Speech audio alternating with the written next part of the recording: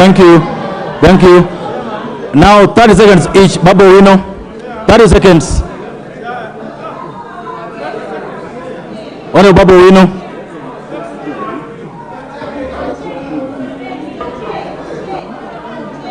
Is it Wanjana or who? Use that one next to you. Songa hivi basi. Toka tu kidogo. Chair.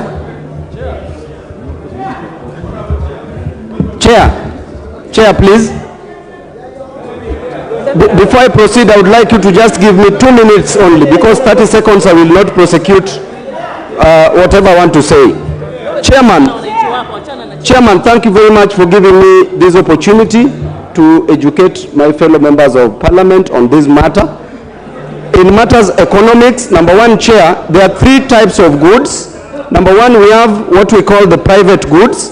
And in private goods, Mr. Speaker, in private goods, these are goods which are consumed by one party at a time. Example is housing, and another example of the private goods is cell phone and even a dinner.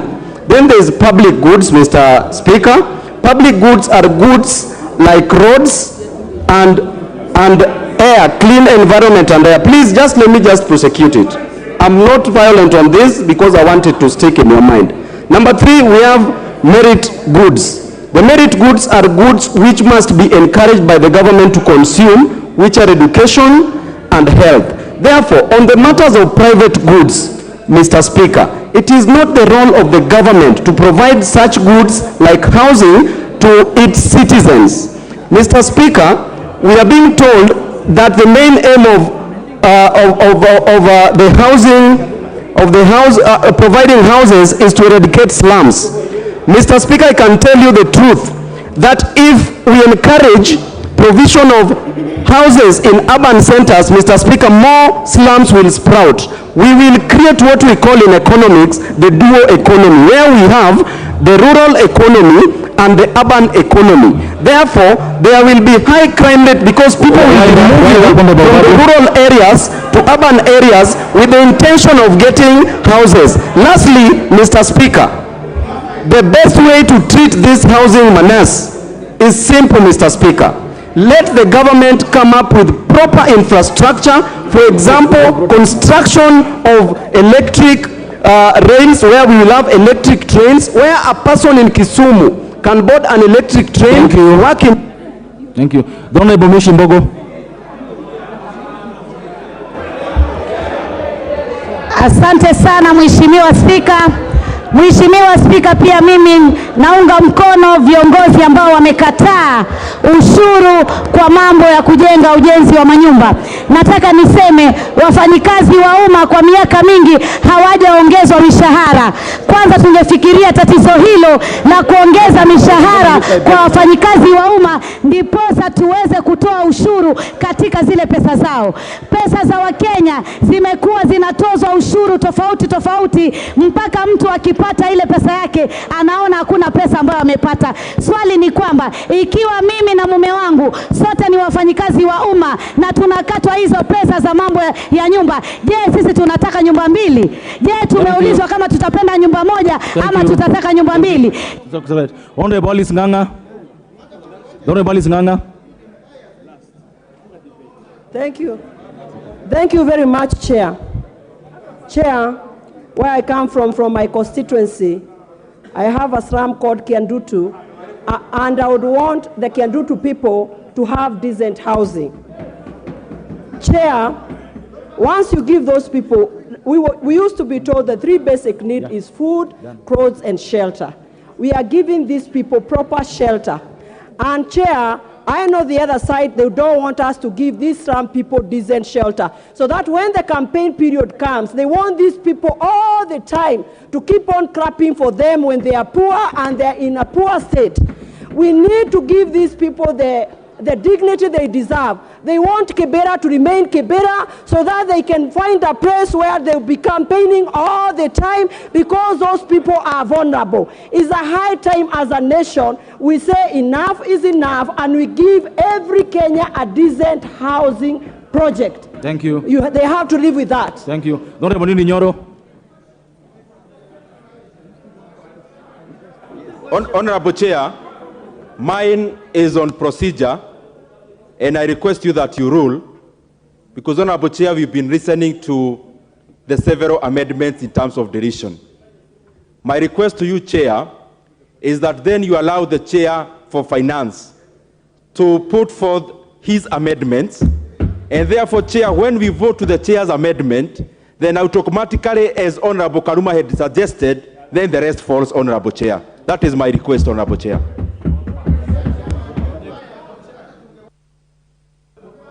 The honorable members, the order. The consequence of the Honorable Lord's amendment is that if it is passed, then the matter ends there. There's nothing to talk about. And that's why you have to spend it. I want that to be understood very well. And I want us to be procedural. That order, members, order. We had 8 amendments with the same effect, deleting. And we have allowed members to ventilate on this matter. I'm going to give the last 2 to the leaders, both sides, leaders, not members anymore, leaders, and then we proceed to division. The Honorable Njoki Irene.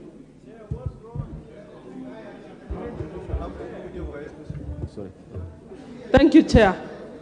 It is very ironical when we sit here as members of parliament, we are getting loans of 3%, yet we don't want the normal hustler to get a loan of 3%. It is shameful, very, very shameful. It is very shameful when we, as members of parliament, we have hustlers in our constituencies. We don't want them to pay mortgages of 5,000 shillings where they can afford. We want them to pay mortgages of 15,000 shillings.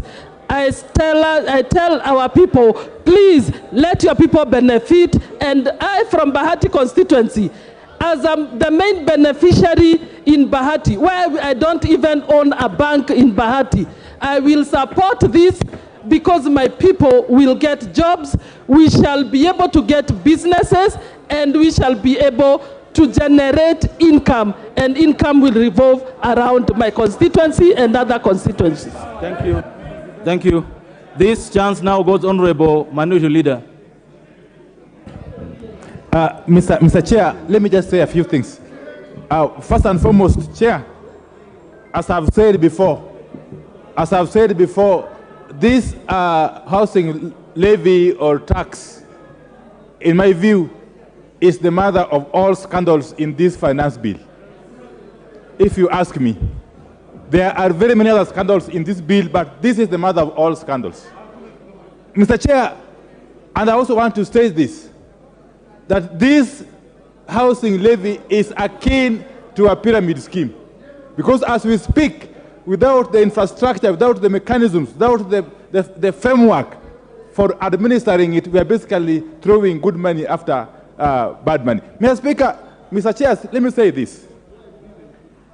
I am sure the average age of members of parliament in this house is about 40 years or so. Let me ask you, say 50. Let me ask you, for the time you have lived on this earth, in your village, who have you ever heard that has died because of lack of house or shelter? Who has died in your village for lack of a house? I can tell you, the majority of the people who have died in the villages have died because of hunger, lack of food. I can tell you, who did this survey or research to come up with this need for houses for Kenyans? Who asked you for houses? Who asked you? Why are you addressing a problem that is not there? Why can't you deal with the problem which is there, which is lack of food, Mr. Chairman? Why? Why are you insisting? Why are you insisting on providing a house to somebody who is starving? Mr. Chair, it is unbelievable that we want to tax Kenyans. In fact, this animal has continued to mutate. It was initially a fund, it became a saving, it became a circle, it became a fine, it went and became a penalty, now it is a tax. Mr. Speaker, Mr. Chair, this animal, this mongrel called housing... Thank you. Add in 1 minute, I agree. I agree. Mr. Speaker, thank you very, very much for that indulgence. Yes. And therefore, really, if we want to save Kenyans, let us not indulge in this kind of scandalous adventure. We cannot afford to get into this kind of scandalous adventure when Kenyans are dying of hunger. Deal with the immediate problem, which is to address the issue of lack of food. Thank you. Thank you. The Honorable Majority Leader. Honorable Speaker, I want to agree with the Leader of Minority. We need to deal with the scandalous adventure of millions of Kenyans living in slums. We need to deal with the scandalous adventure of millions of Kenyans going without food. And he has asked us very pertinent questions. Why are we worrying about shelter and not food? We are worrying about shelter and food at the same time. The reason why we have no food, why we are food insecure in this country today, is because millions of acres of land in Kiambu County, in Nakuru, in Karachuonyo constituency, in Narok, all over the country, where people are farming, we have disintegrated all that land to build slums in this country today. That is why we are food insecure today, Honorable Speaker. Honorable Speaker, I will beg for your protection as I protected the Leader of Minority from members of the Kenya Kwanza Coalition. Honorable Speaker, we are being told by the Minority Whip that, like the Railway Development Levy, this housing levy, probably speculating that it may be opened up at some time in the near future to other uses. Minority Whip, I want to assure you the housing levy as early as tomorrow or the day we do the appropriations bill, we shall ring fence this money to go only to housing, and we shall be appropriating the 73 billion shillings coming out of this levy to go to the Ministry of Housing to deal with affordable housing in Suna East constituency, amongst the 100 constituencies. Honorable Speaker, ask the Honorable Junet to hold on. The Honorable Senior Counsel Tiende Omolo. And you know, the Honorable Senior Counsel speaks good English, as much as he never went to Alliance, but he went to a good school. And in his good English, he may convince the world to believe that he's the only one who can read this Constitution. But this Constitution, Honorable Speaker, the heart and soul of this Constitution is... Honorable Speaker, can you protect me? Honorable Speaker, you know, Senior Counsel is a good Order, lawyer. Honorable Junet, order. The Majority Leader will be heard in silence. I will stone you, Junet. The Honorable Junet, resume your seat. No. Proceed. Thank you, Honorable Speaker, for the protection.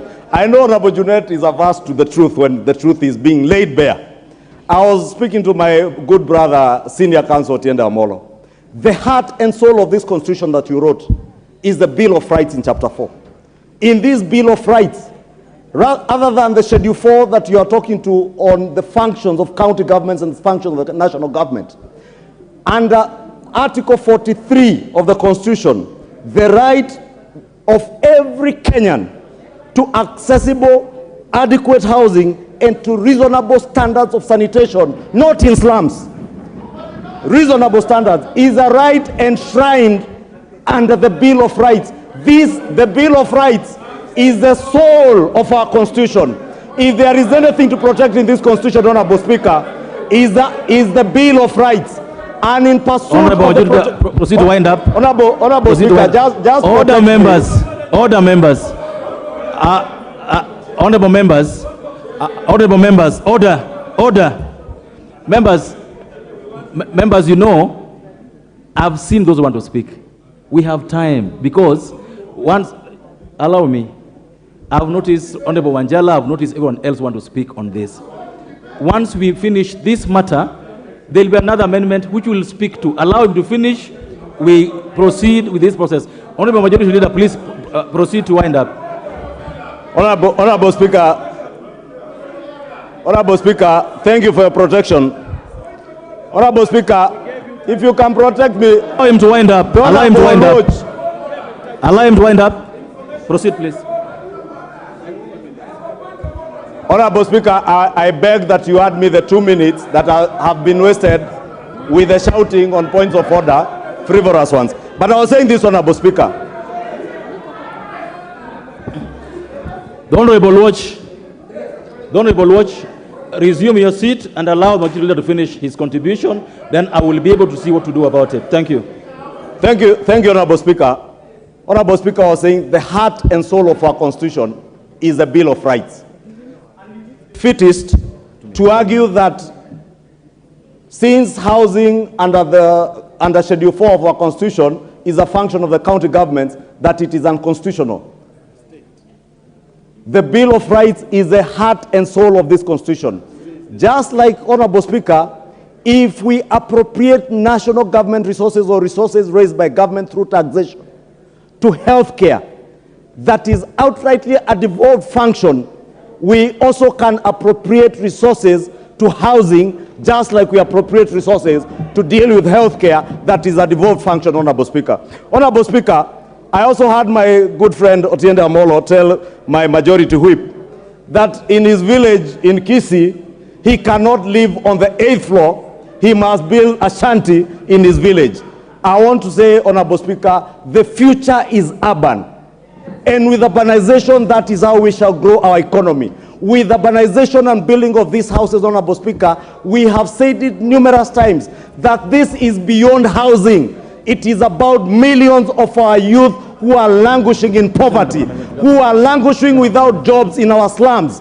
Millions of youth in Kathiani constituency, lawyers, engineers, who will access jobs, architects who will access jobs. It is not just about the menial jobs. It is about lawyers.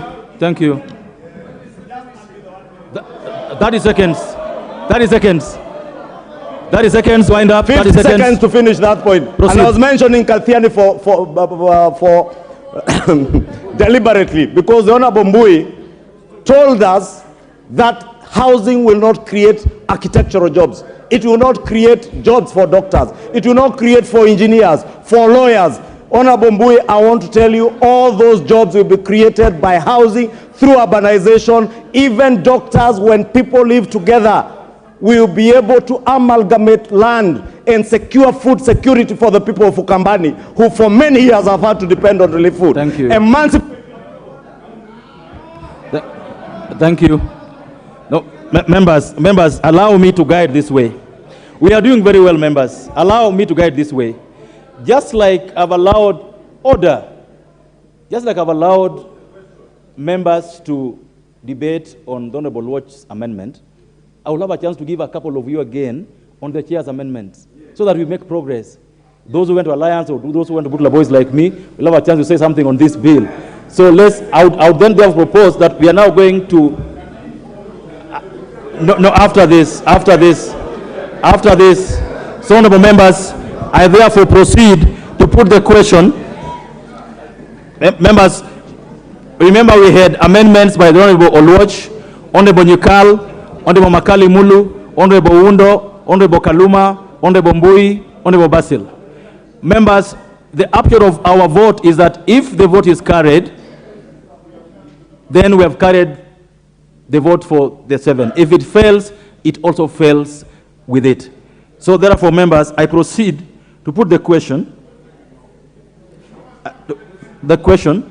that clause 76 be amended as proposed by the Honorable Watch. I put the question that clause 76 be deleted. Will as many of that opinion say aye? Aye. Will as many of that contrary opinion say nay? Nay. Obviously the nays have it. The nays have it.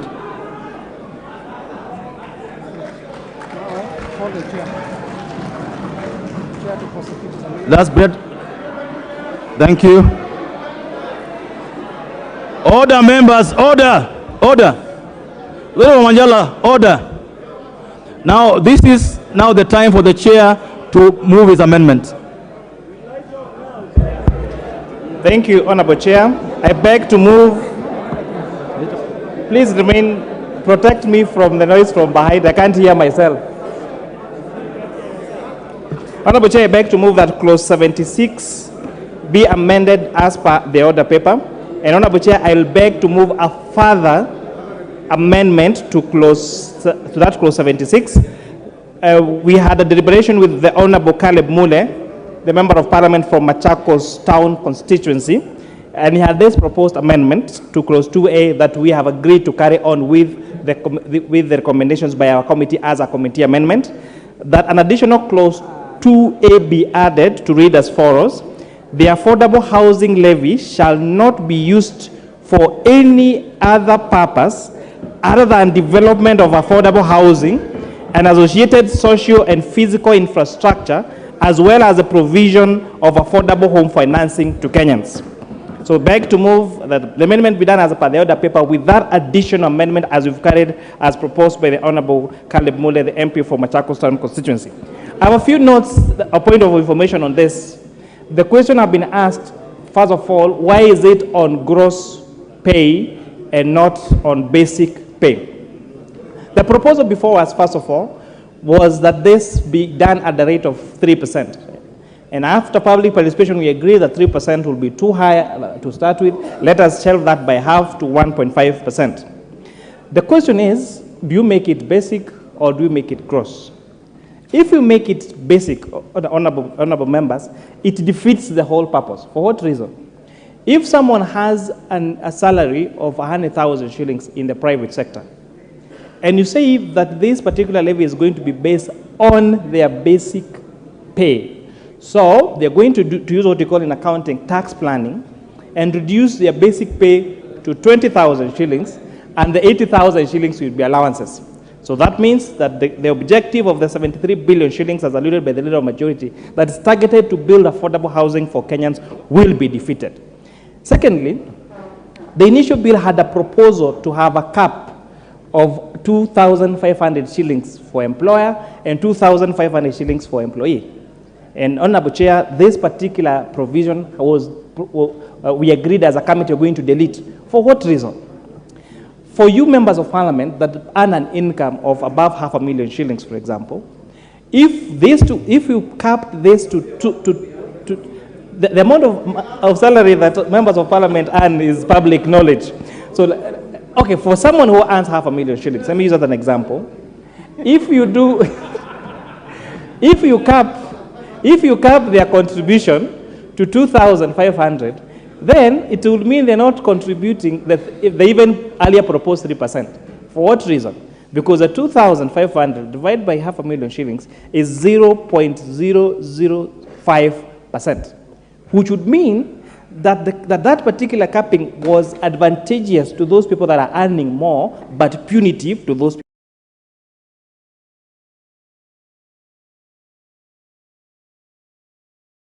Because it would, however, anybody would have argued that it was discriminatory for those people who are earning less and advantageous to those people who are earning more. On the question of this affordable housing, because I want to make this last contribution, we have, as at yesterday, 42 signed memorandum of understanding between the State Department of Housing and county governments. And key to note is that the 42 county governments are across the political divide. So our governors, both Kenya Kwanza governors and Azimio governors, have actually signed MOUs with the State Department of Housing, giving land in their counties to be used for affordable housing. Everyone is agreeing that this is a noble cause, and that is why I beg that this House agrees with the amendments as proposed by the committee. And with that, I beg to move, Honorable Chair. Thank you. I now propose the question that clause 76 be amended as proposed by the chair of the Finance Committee. The members, we agreed we will give, first of all, there's order members, the Honorable Mule. Honorable Mule had an amendment which was carried, so I would like him to just say a word. Okay, the Honorable Wanjala. Honorable Mule, go ahead. 1 minute, Honorable Mule. It's okay.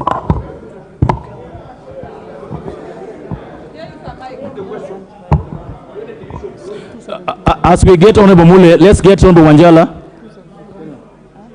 1 minute.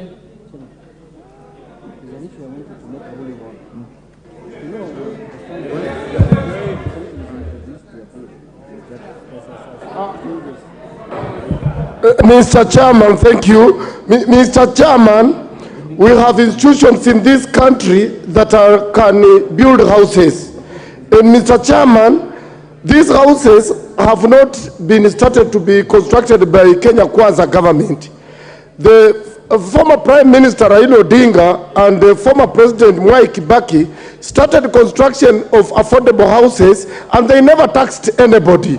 Mr. Chairman, Uhuru has been building houses. He has never taxed anybody. And we have specific housing institutions. We have NSSF that is supposed to construct houses. We have National Housing Corporation is supposed to build houses. And then we have we have finance, lab trust, Mr. Speaker. I was in Rwanda 2 weeks ago. They are constructing houses, but they are not levying anybody, they are not taxing anybody. Mr. Chairman.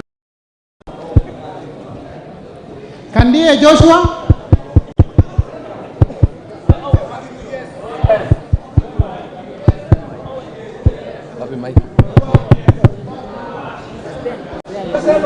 Give him the mic.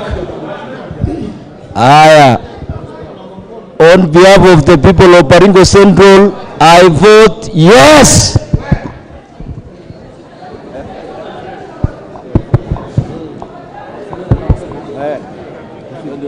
Kipkoros Joseph Makilap.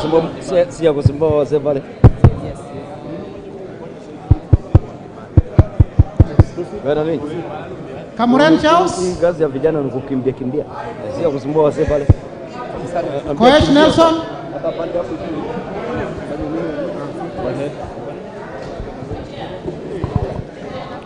Momanyi Innocent.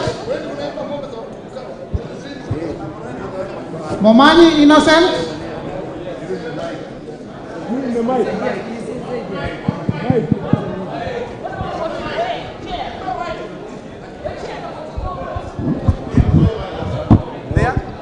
I vote yes.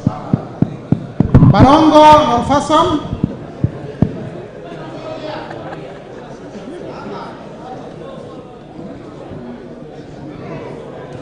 I vote no. Alpha Miruka Ondieki. Lynette Chepkorir. Kilel Richard Cheruiyot.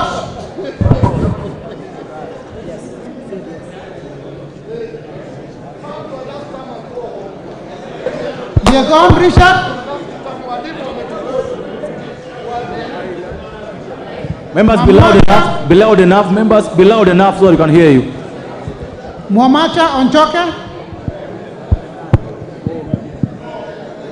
Where are you? Ogola Gideon Ochanda. No. Yes. Ogola Gideon Ochanda. Osero Patrick Kibagendi.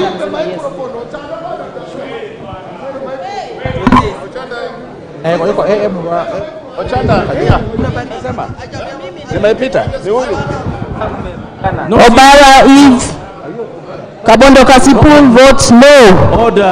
Order. The person voting next was Patrick Osero, not Obara. Patrick Osero. Obara was called ahead. Obara is called ahead. You are called before. I was called before, Osero. Can you start again, please? The Honorable Eve Obara, resume your seat. Your chance will come. Okay. Give up the mic.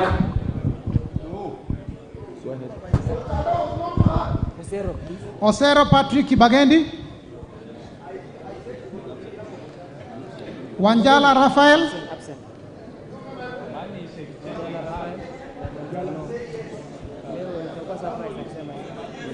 Media houses, make sure you print who voted yes and no and abstain. I vote no. Wamboka Nelson. Wamboka Nelson. On behalf of the people of Bumola and the people of Kikuyu constituency, I vote no. Wambilianga Catherine.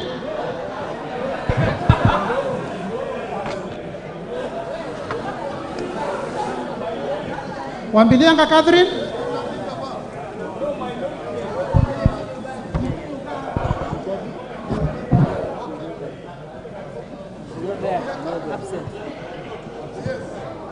Yakub Ado.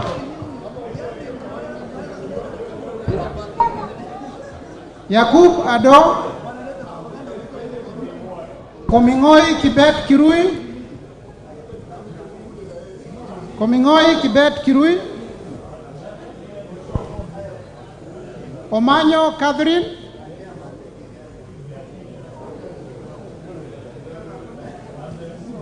Mwale Nicholas Tindi.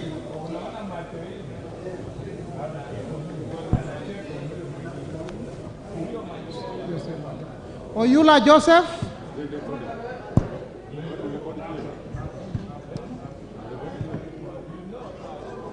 Mwiridhania Rindikiri.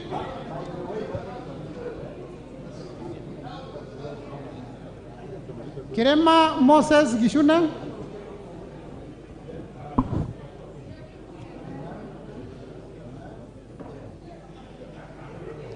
Chimbwa Omar Mwinyi.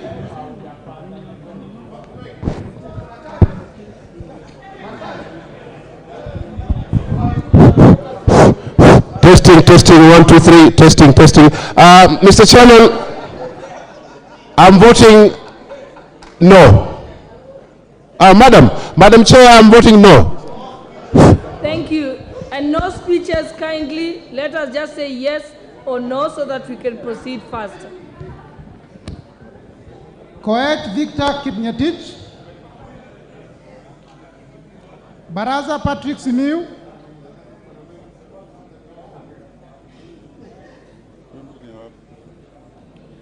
Biego Paul Kibichi. Ntwiga Patrick Munene.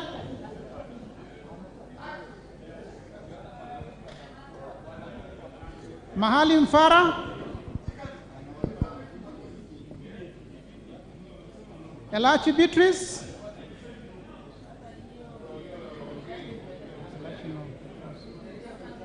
Waweru John Kiaria. Order. Don't Wamboka, you do that again, there'll be consequences to it. Members will vote individually. Don't Wamboka. You try to vote for another member again, there'll be consequences. Members are voting for themselves. Allow members to vote for themselves, not you voting for members.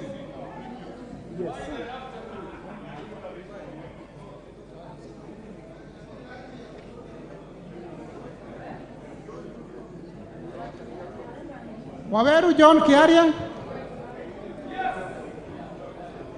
Sirma Musa.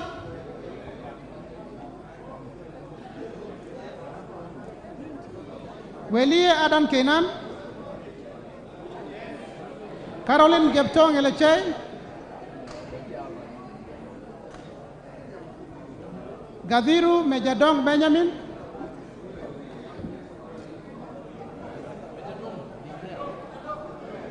Mejadong.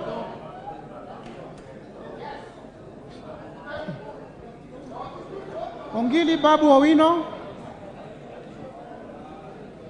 I, Babu Owino, Member of Parliament for Embakasi East Constituency, first class honors holder in actuarial science, an actuary, a lawyer, 6 diploma holder.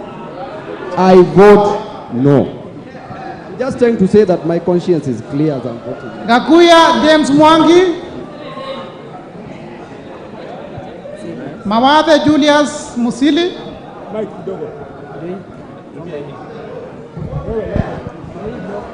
What from here? From here, bro. That's good. Mawale, on behalf of the people of Embakasi South, I vote no to this punitive levy.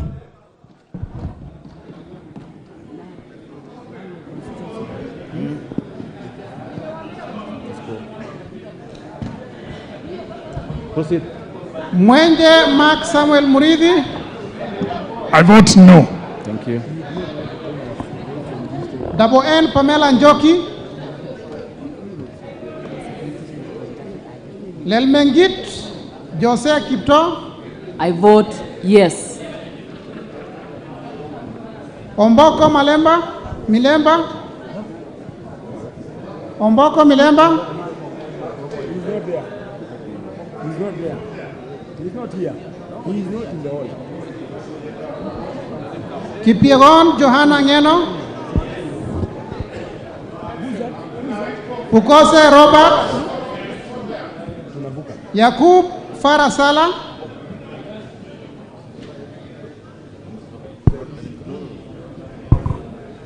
Oundo Wilberforce Ojiambo. On behalf of suffering workers in this country, I vote no. Members, if any member anymore now makes a speech, we will not use the mic going forward. It's either yes or no. Proceed. Yakub Farasala.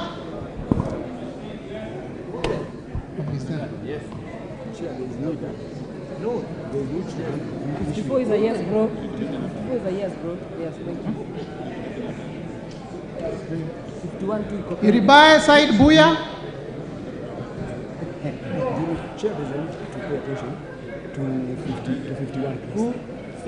Tungule Sharo Kenneth. Is he back? Confirm again, come on, you put it. Tungule Charo Kenneth. Ziar Amina Udgon. Where?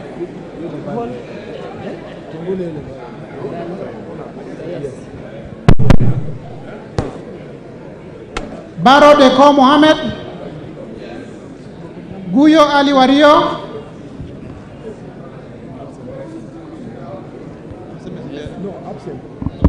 Guyo Ali Wario.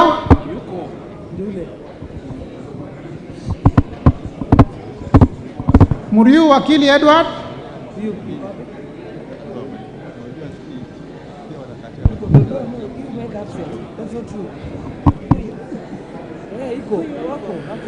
Kururia Elijah Njora.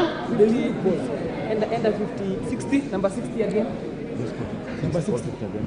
Guyo Ali Wario. The Honorable Guyo Ali Wario, are you in the house? He's not there. He's not there. Why you keep putting the Honorable. Why you putting the wrong information? I'm here, Chair. The Honorable Guyo Ali Wario is in the house? Great, thanks. Proceed. I'm present. Ayuko. Let's not move on. Let's not move on. I'm going there. Chair, no, give your pause. Read my name again, Chair. Chair, they need 158. And I want to read the number. 15. The Amina Udogon, is she in the house? No, she's not. Absent. Okay. Kururia, I vote yes. Order. Honorable Omboko Milemba. Absent. 51. Absent.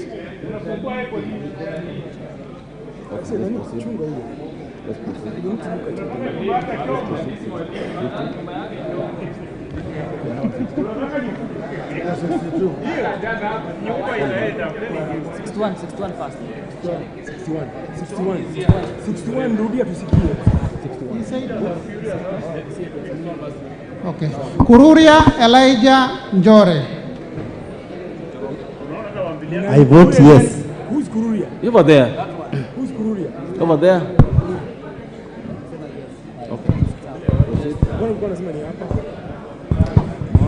Kagombe Gabriel Gaduka.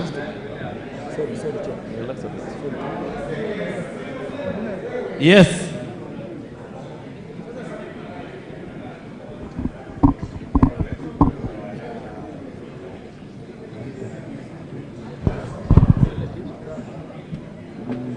Odhiambo Elisha Ochieng,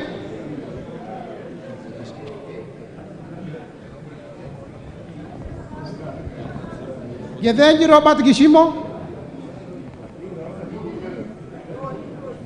Wanjira Martha Wangare, Wamushomba Gathoni,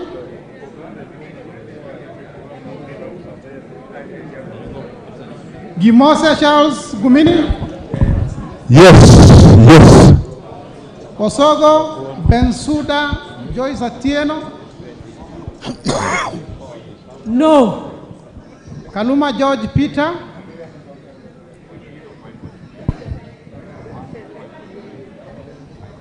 No, because this provision is unconstitutional, I say no. Karido Kiili Daniel.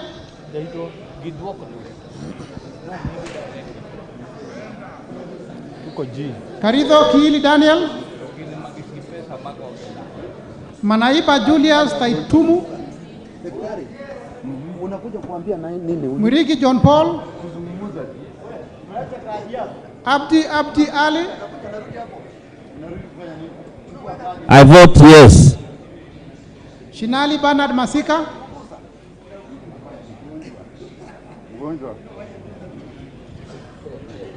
Shinali Bernard Masika. Bonaya Mumina Golo. Lomwa Joseph Samal. Tubi Bidu Mohammed. Badibadi Twalib.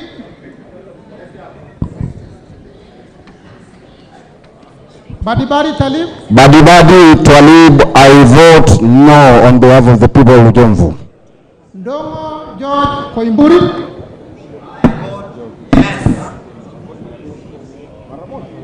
Wamashukuru James Gidhua. Obara Eve Akinyi. I vote no. Okay. Kalasinga Joseph Simiu.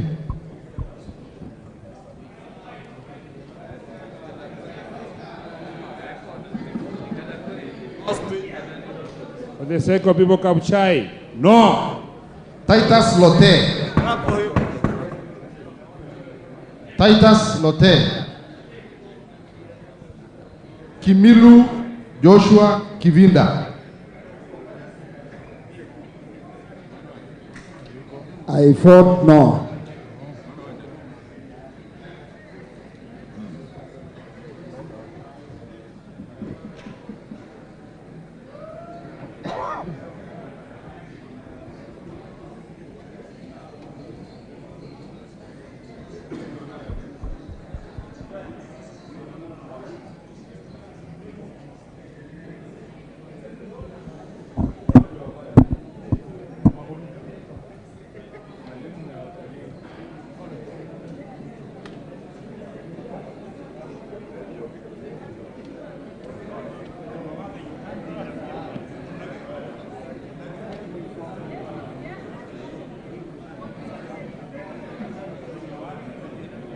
Titus Lote.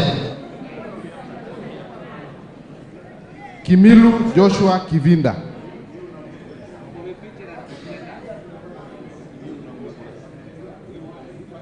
I vote no. Sankaire Lea.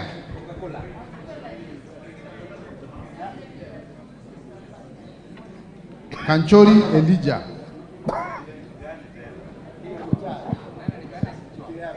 Hamisi Kakuta.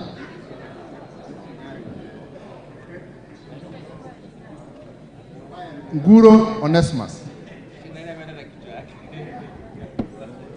Sakimpa Parashina. Risa Sunkuya.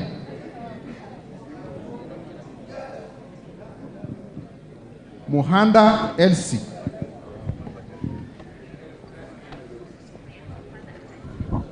On behalf of the people of Kakamega, I vote no. Katana Paul.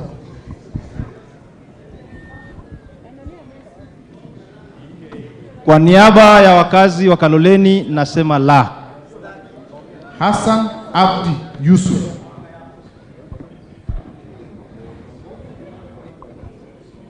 Njogona Chege,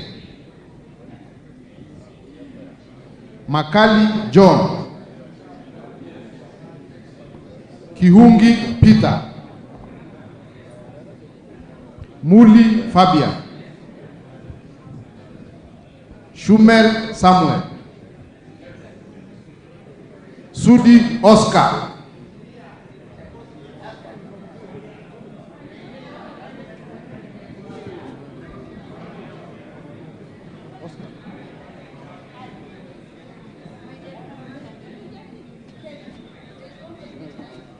Okweme Andrew,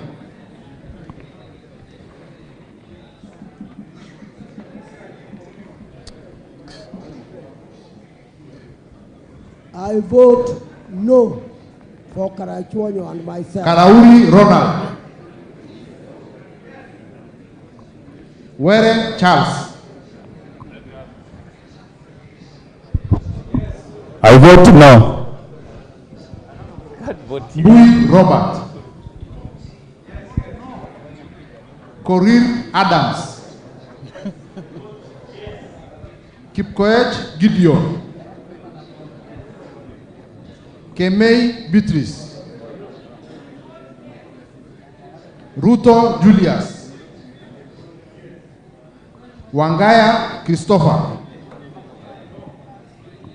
Wanjiko John, Waidaka John, Murada Ann,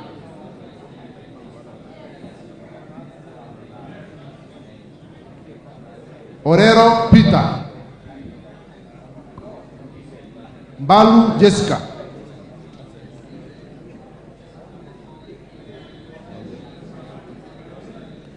Mutuse Ekomas, Wainaina Anthony, Munyoro Joseph, Ichungwa Anthony. Yes. Nyoro Samson, Julius Sunkuli,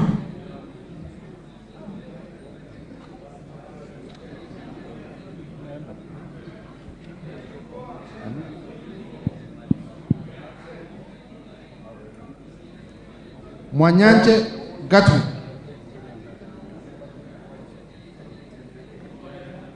Chair, serikali ijengee nyumba polisi, wazee kule Isiolo na Marsabit.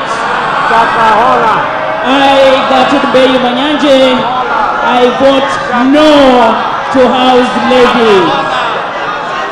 Sema yako, tunga sentence yako, tunga yako. Order, that's enough.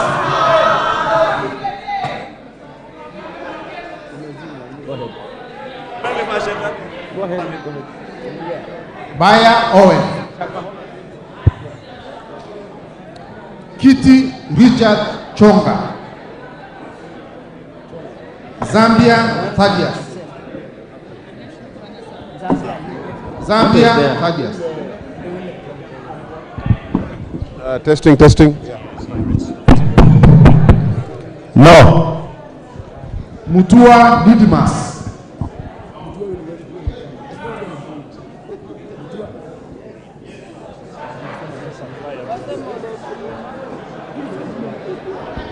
Order. Can we, no, order members.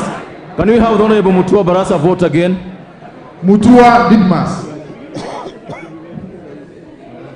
Bissau Morris,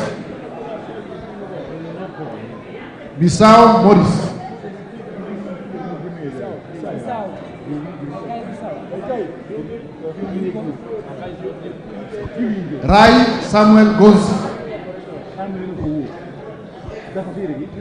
Kwenya Dhuku, Muhia Wanjiko, Cherorot Joseph, Kosgei Hilary, Maina Jane, Gitari Joseph, Benziba Rashid,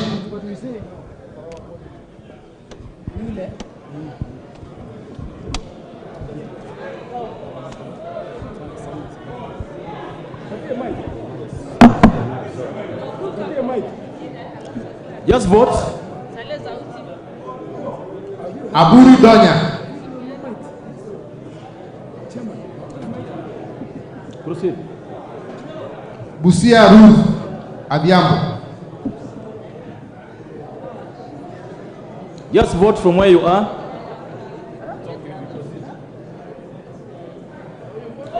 There. Just vote from where you are, the Honorable Busia.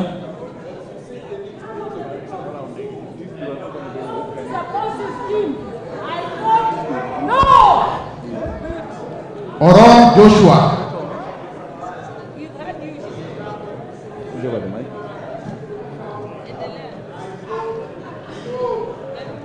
Ahmed Shakib Ahmed Shabir.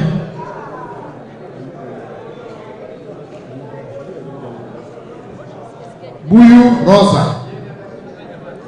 Kasalu Irene. Just vote. Just vote. Mulu Makali.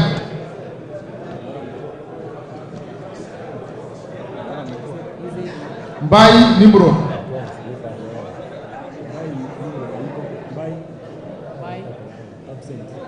Boni David.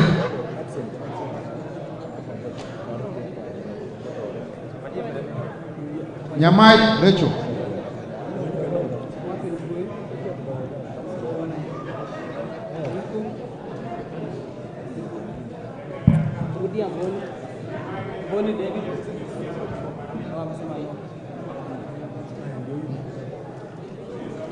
Nyenze Edith.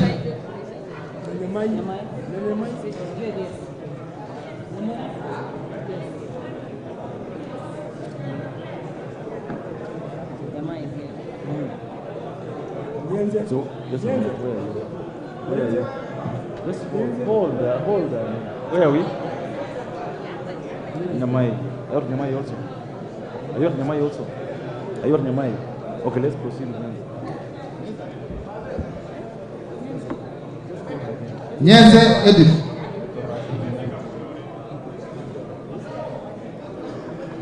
Mokaya Nyakundi. Kibagendi Anthony. Isairo Clive.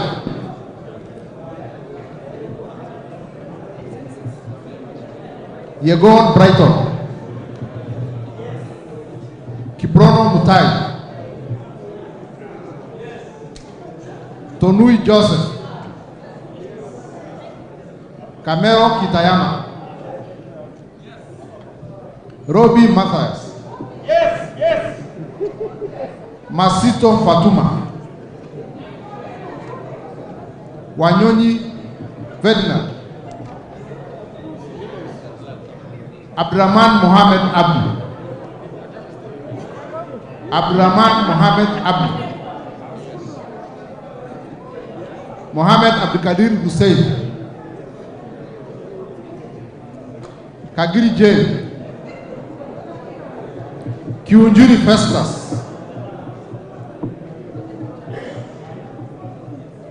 Korere Sara. Karani Stephen.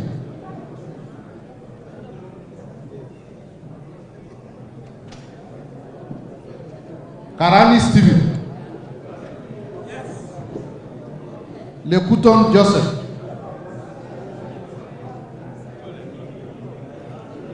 Marubu Monica. Obo Rueda. Mairuri Mudama.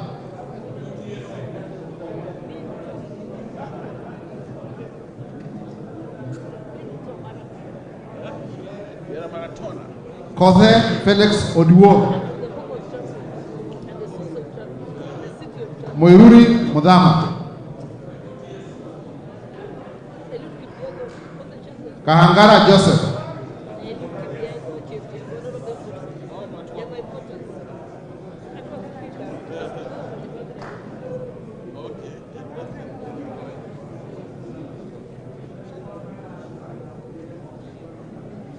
Boko Michi. Mugabe Innocent. Shege John Kiraku. Akuja Protas.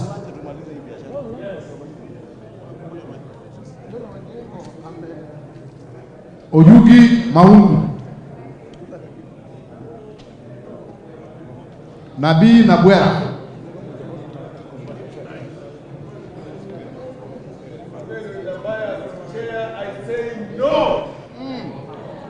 Chiforomondo Mangale.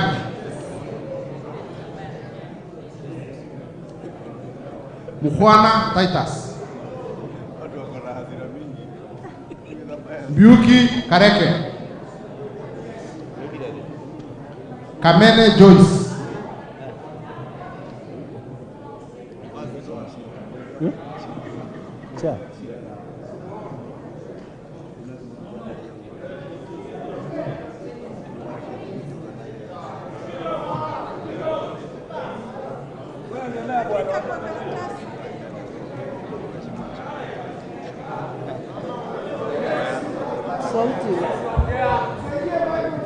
Thank you.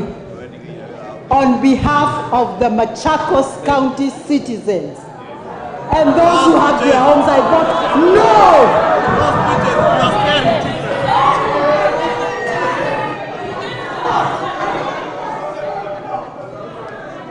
Mule Kale.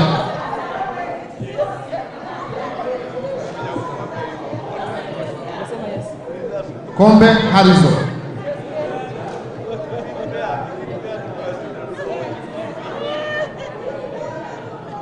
Omwera Alagwa. Kiamba Susana.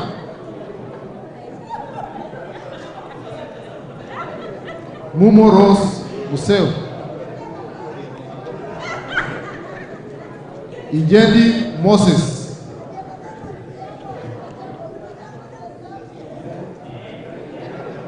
Nyazi Amina.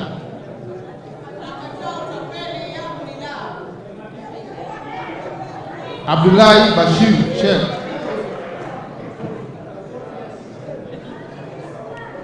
Sheikh Umulkhair Hasim. Abdurrahman Hussein Wetan. Haro Abdul. Yusuf Adam.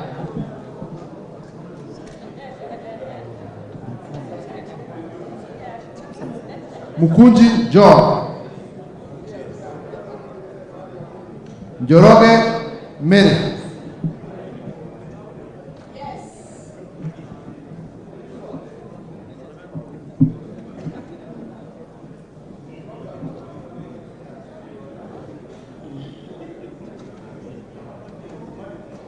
Bowen Kangogo. I vote yes. Torotich Timothy.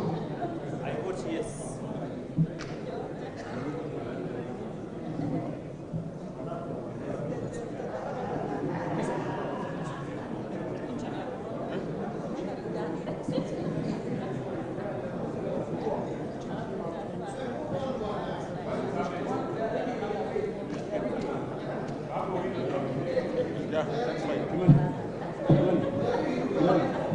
Torotich Timothy.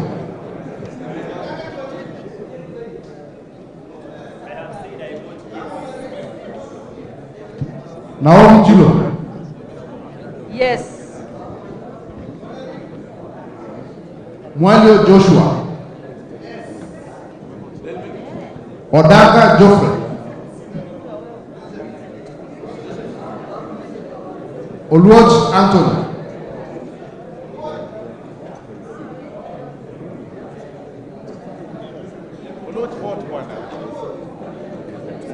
Honorable, just vote from there. We can hear you. Just vote. Just vote from where you are with your. Just vote.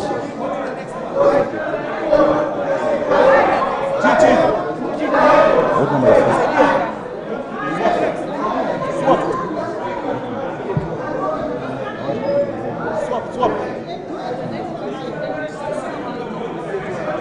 Which Swap. Kagushia. Who's ahead? Swap.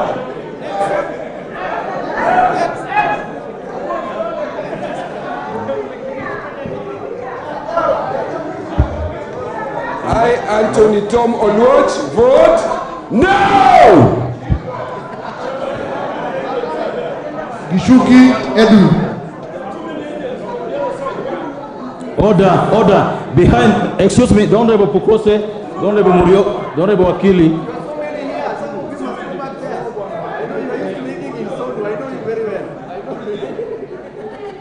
Don't Honorable Pukose, resume your seat.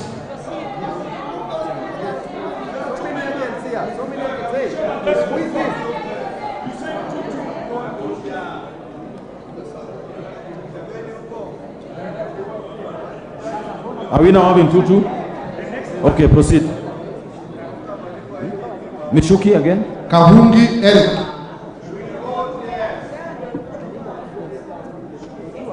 Kahungu Eric.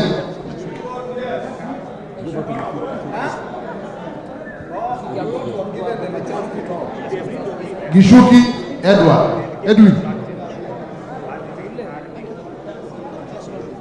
Tandasa Kasi. Nabulido Peter. Mule Steven.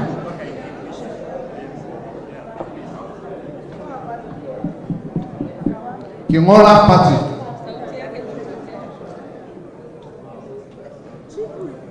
Geoffrey Roko.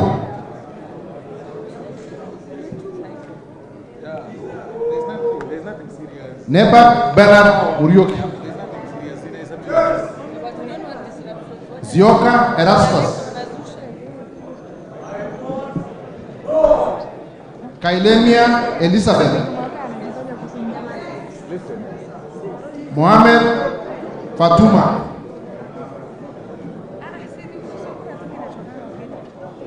Kimngor Ruben Kiborek. I fat yes. Barton Phyllis.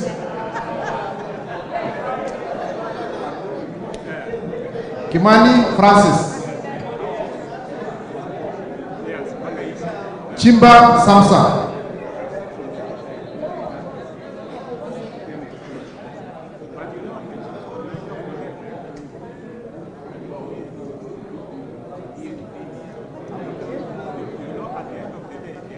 Kirwa Abraham. Jaldesa Guyu. Bader Salim Faisal. Chesede Fred. Oyo James.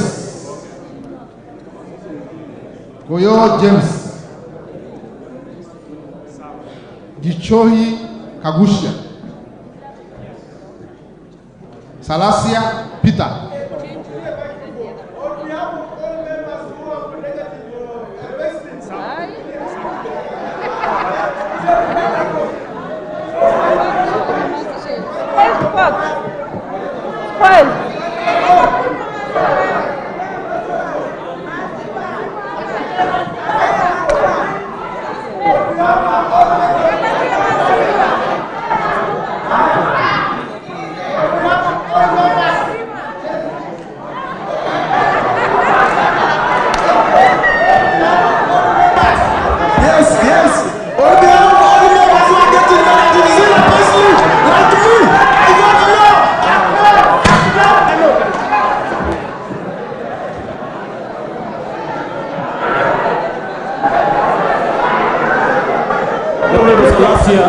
Honorable Salasia, you will vote again. Yes. Honorable Salasia, will you vote again? Will you vote again? Okay. Naika Johnson.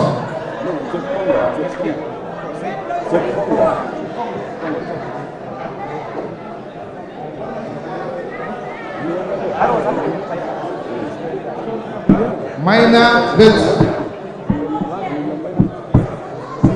Machele Mohammed.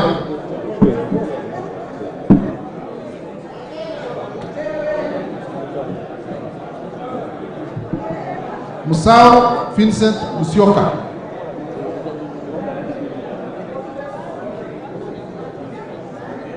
Shake Peter Bongo.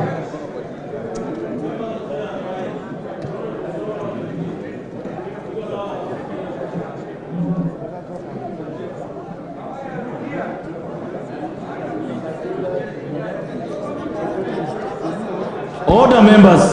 The members to my right, would you all resume your seats?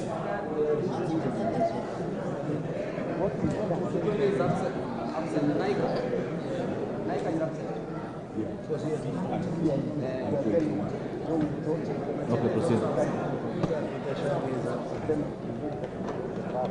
Maingi Mere.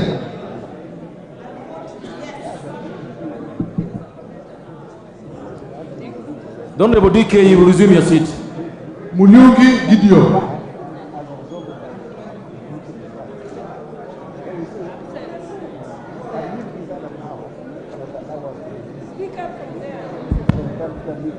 Watu wa Mwingi wamekataa ushuru wa ukora.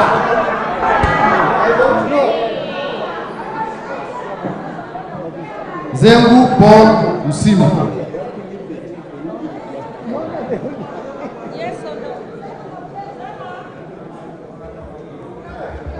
On behalf of the people of Mwingi North, I vote no.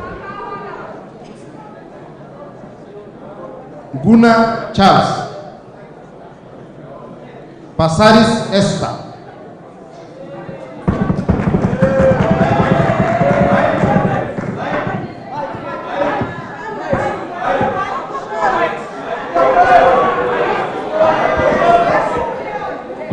Thank you, Chair. I have a dream of a Kenya where the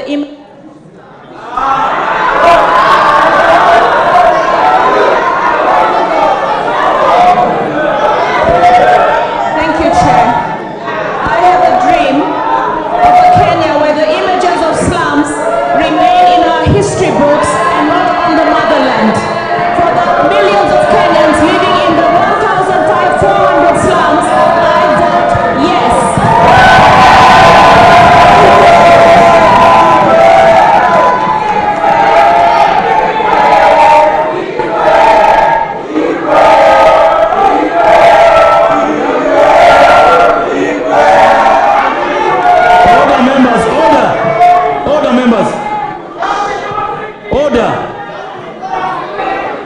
Proceed. Proceed. Proceed. Kihara Jen.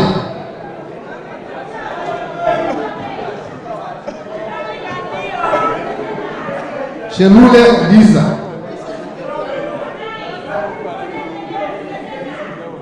Gikaria David.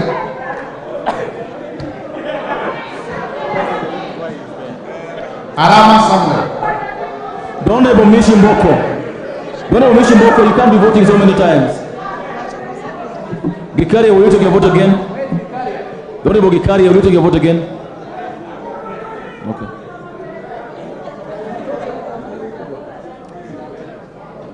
I'll send you back. Mulanya Joffrey.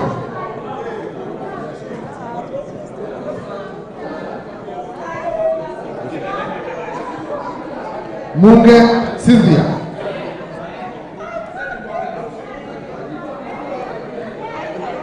Mulanya Joffrey.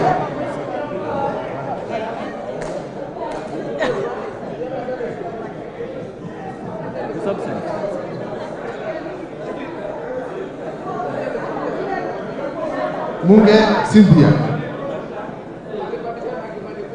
Kitur Bernard. Tonkei Rebecca. Just vote. I vote yes. Aramat Lemanke.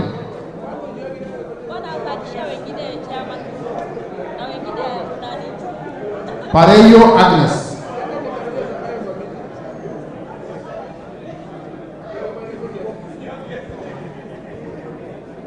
Kitilai Olentutu. Tongo Gabriel. Wangwe Emmanuel.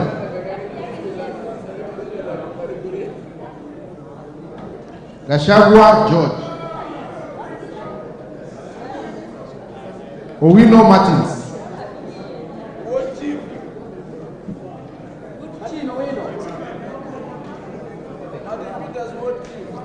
GK George Mashari. Shepkon Charity. Guyo Wario. Abdul Rahim. Nyamoko Josh. Owor Joshua.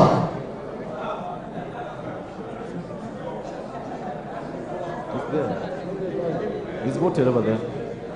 Mohammed Ali. Mogina Jerosha. Gitao Faith.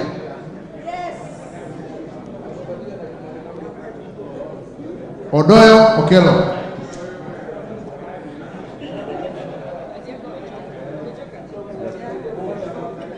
Just vote.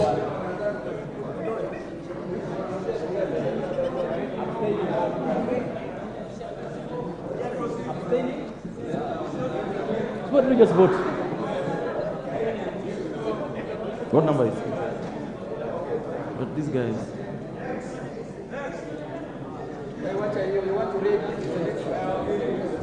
On behalf of Nyando constituency, I vote no to these bogus. Chanda Sahib.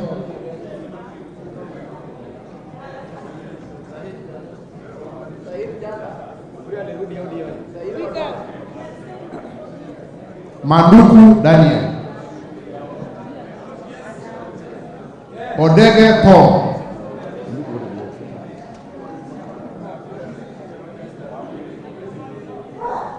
Pale kwake ni wapi?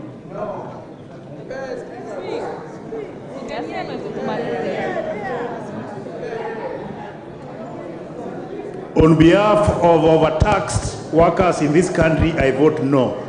Washira Raha. Madenge Duncan.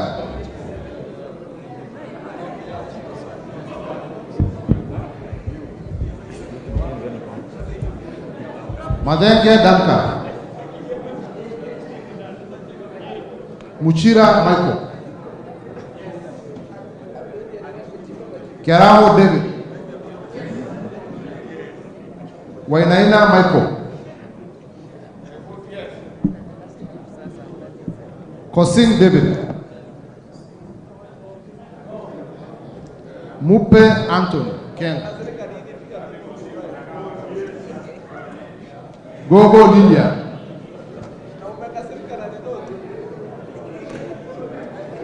Amolo Paul.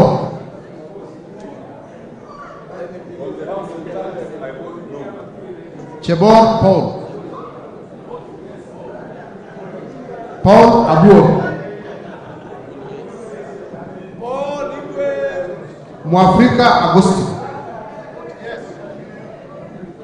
Francis Kajua.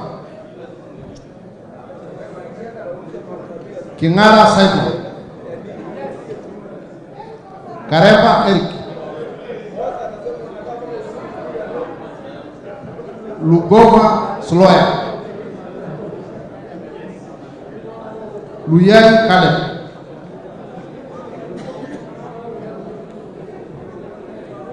Raso Dido. Lenguris Poli. I vote yes. Lentoitoli Jackson.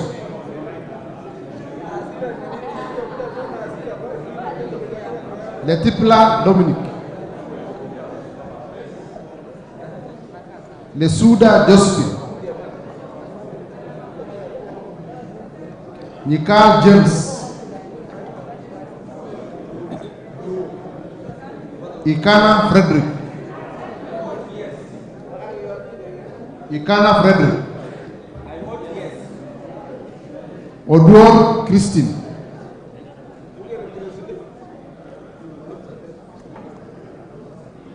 Lochakapong Peter. Kemei Justice.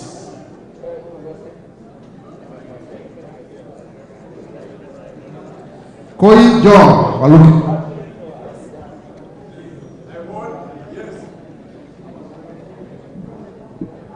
Sigei Francis. Ivinji Shadrach Mwit.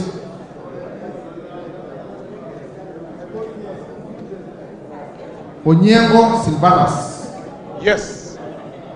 Kiplagat David. Maina Amos.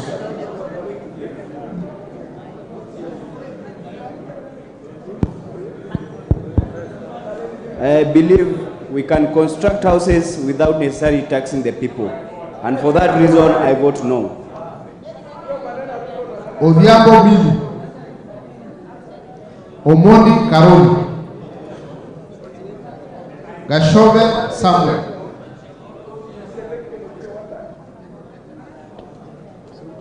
Mohammed Junet.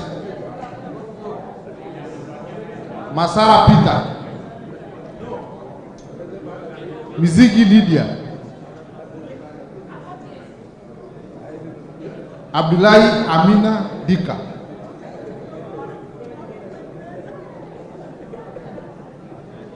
Abdullahi Amina Dika.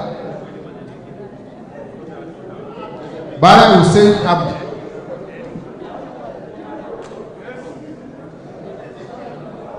Bwire John Okana. Oku Kaunya. Otucho Mary. Mwangi Geoffrey Wandeto. Murugara George. Nduyo Susan. Nganga Alice. Kasait William. Aburi Lawrence.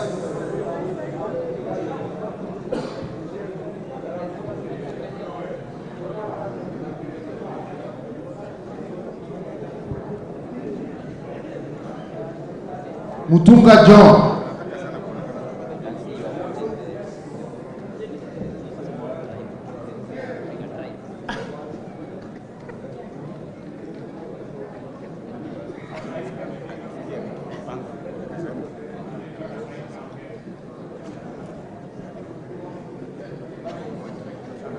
Julius Medi.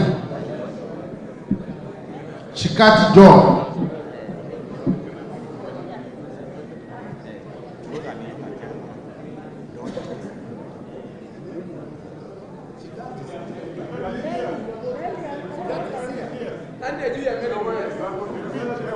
Julius Medi. Okay. Chikati. Chikati John. Siyoi Lilian. Sitienei Janet. Ngitit Cecilia. Emade Joseph. Gikolon Nicholas.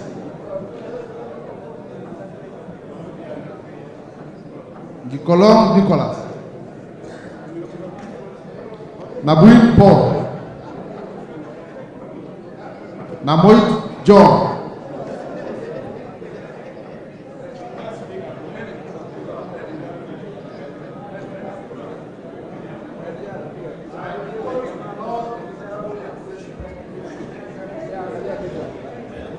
Nanok Daniel.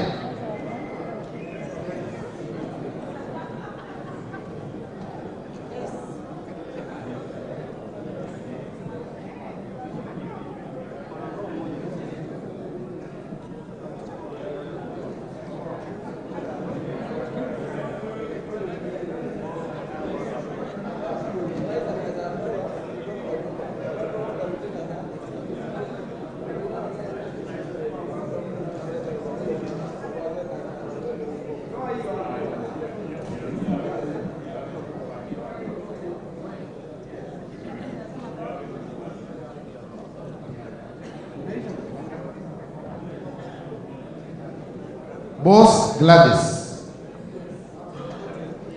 Ochieng David. Wadai James. No. Nyamita Mark.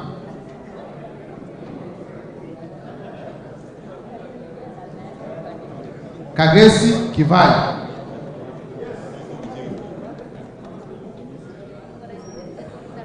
Adagala Beatrice.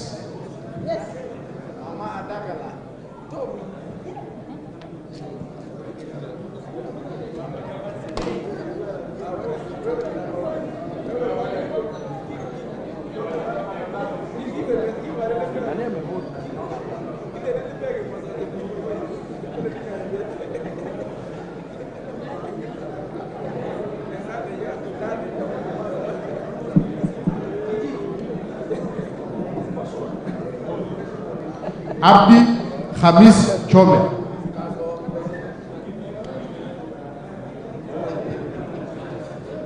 No.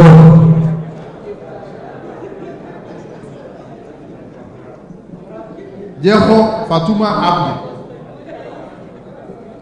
Mohamed Aden Daudi. Sani Ibrahim Abdi.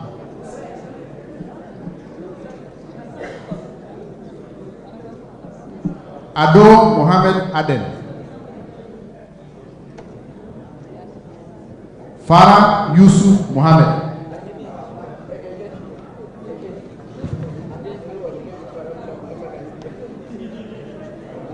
Wanyonyi Martin Pepela.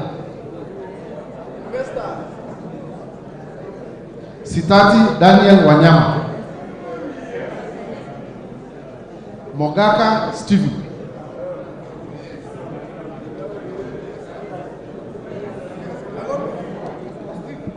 Kasivai Raila.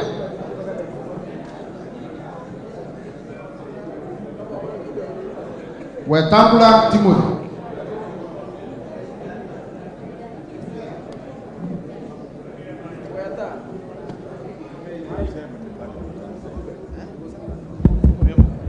I vote no. Mwakuona Danso.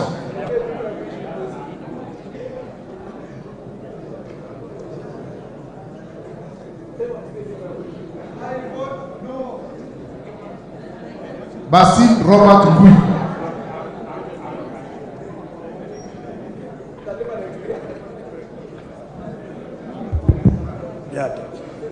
On behalf of Yatta people, I vote no.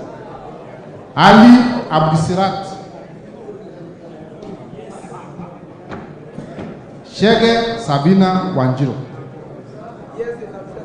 Dena Joseph Hamisi. Harun Suleha. Ikiara Donovan.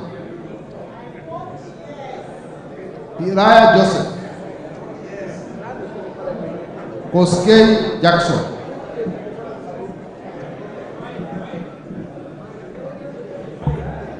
I vote yes. Mayaka Irene. Absent. Mohamed Umulher Harun. Mwangi Teresia Wanjiro. Ngongo John.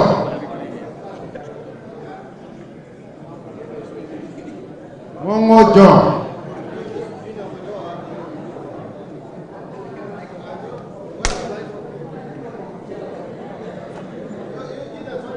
John Bani.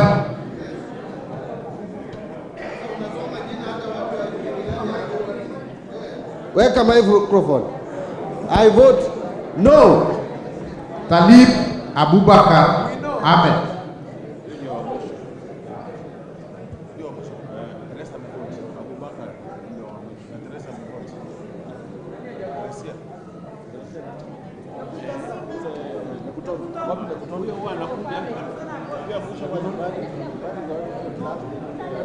Nekutom Joseph.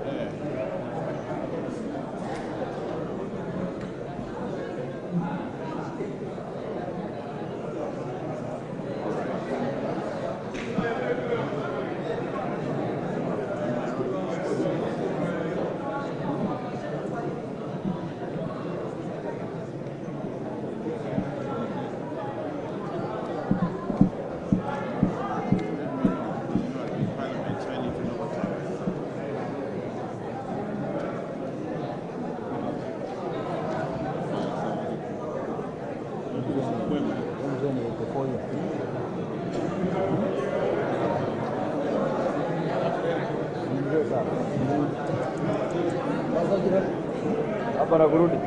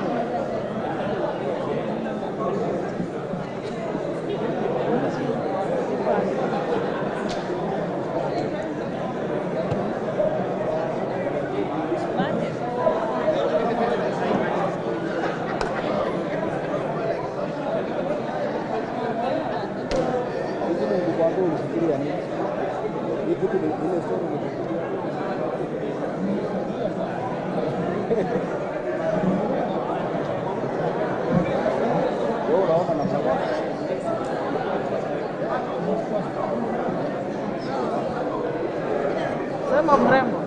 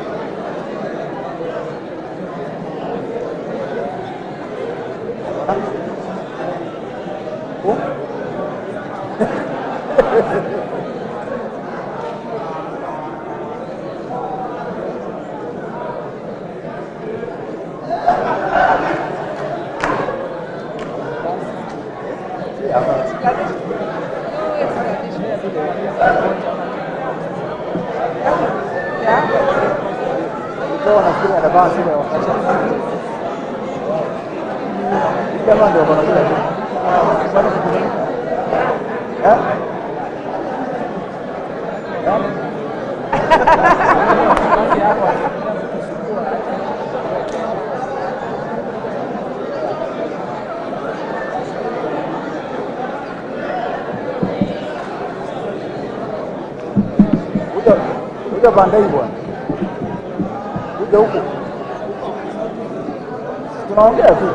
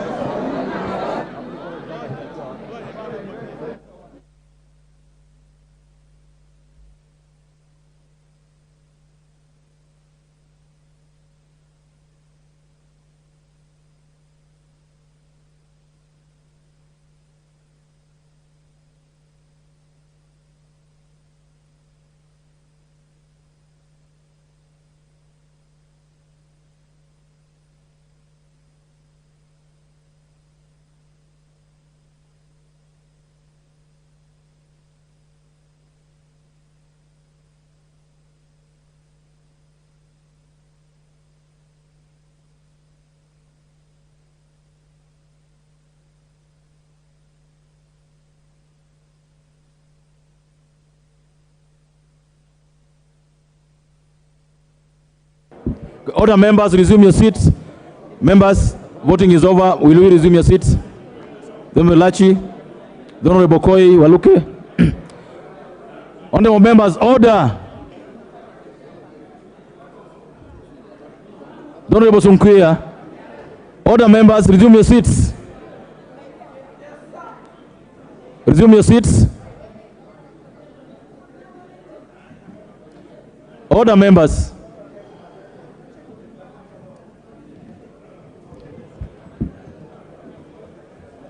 Order, members, these are the results.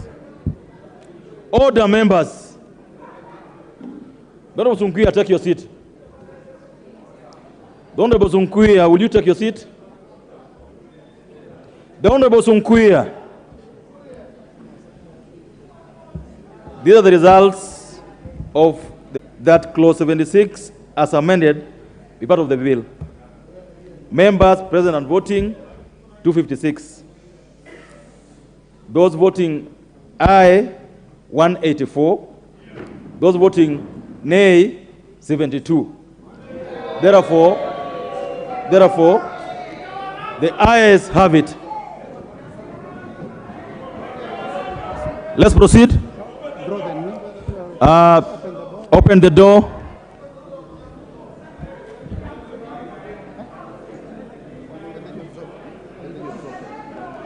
Clause number 77.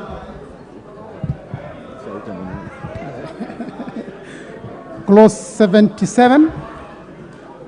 I propose a question that clause 77 will be part of the bill. I now put the question that clause 77 will be part of the bill. Will as many of that opinion say aye? Will as many as the contrary opinion say nay? The ayes have it. Clause 78. Clause 78. I propose the question that clause 78 is part of the bill. Chairman. Honorable Chair, I would like to move that clause 78 be amended as proposed on the order paper. And Honorable Chair, I would like to move a further amendment to that clause 78, deleting 2023 and replacing that to 2013. So I beg to move that clause 78 be amended as per the order paper. I also propose that a further amendment to that, to deleting the figure 2023 and replacing it thereof with 2013. And I thank you, Honorable Chair. I propose a question that clause 78 be amended as proposed. I put the question that clause 78 be amended as proposed. Will as many other opinions say aye? Will as many other opinions say nay? The ayes have it. I now put the question that clause 78 as amended part of the bill. Will as many other opinions say aye? Will as many other opinions say nay? The ayes have it. Clause 79. The Honorable Tiani, what is the problem? Order, members. Those, just a minute. Those who are withdrawing from the house, withdraw peacefully. Those who are not withdrawing to take their seats. Go ahead, Honorable Tiani. Mr. Chairman, I guess the vote has been taken, but I had wanted to draw the members' attention. Mr. Chairman, if those withdrawing could leave. Order, members. Order. Order, members. Order, members. Go ahead, Honorable Tiani. As an unlawful kamukunji with the Deputy Speaker. Honorable Tiani, go ahead. Yeah, Mr. Chairman, I had wanted to point out and had conferred with the chair of the committee that actually that amendment had a mistake, and that's why it's been corrected. But it's an example, Mr. Chairman, of why we must be vigilant. Because the original amendment was actually going to take away the power of this House to review subsidiary legislation, and that's very serious. Thank you. Because some people, like the Honorable Ichungwa, who is not here, think that you can read laws like novels. And if you read them keenly, then you'd realize the mischief. So I just wanted to point that out, but it's now overtaken by events. Thank you. Thank you. Order, members, let's proceed.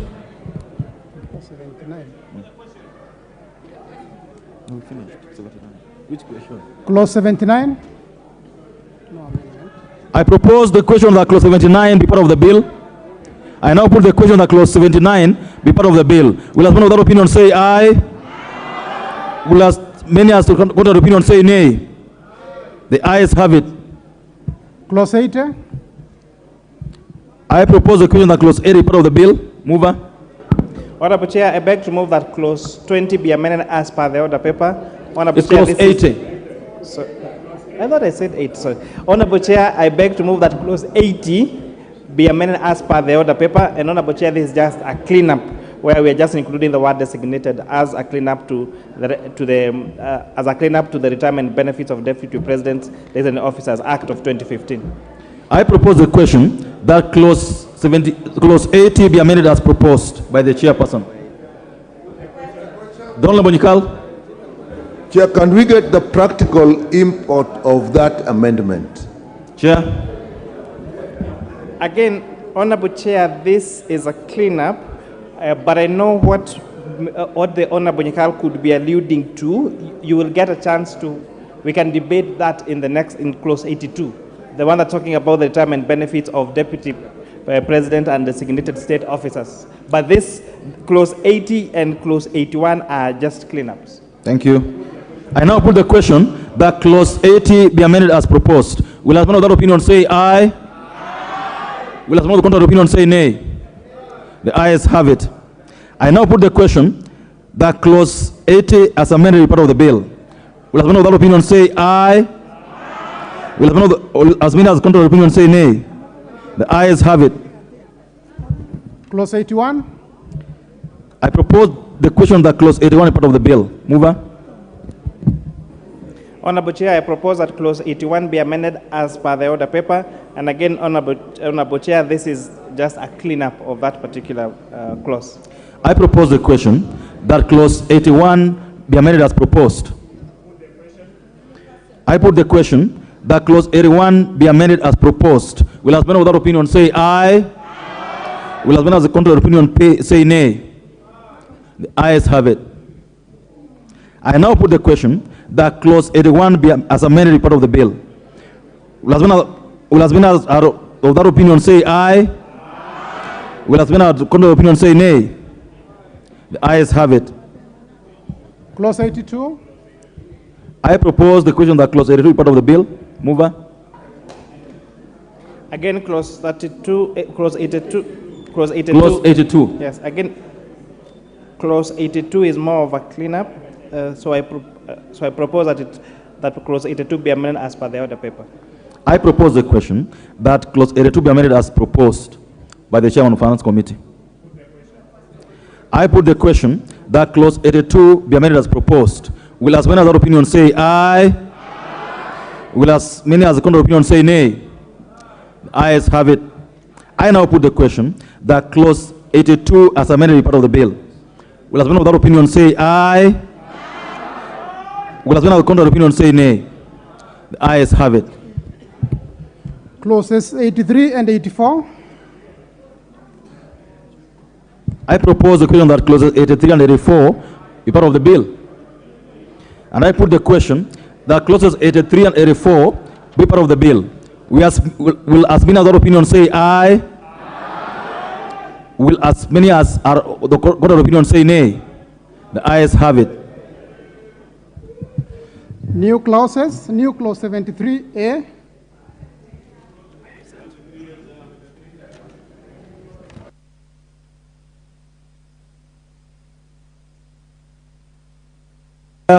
To move. Chair Transport Committee.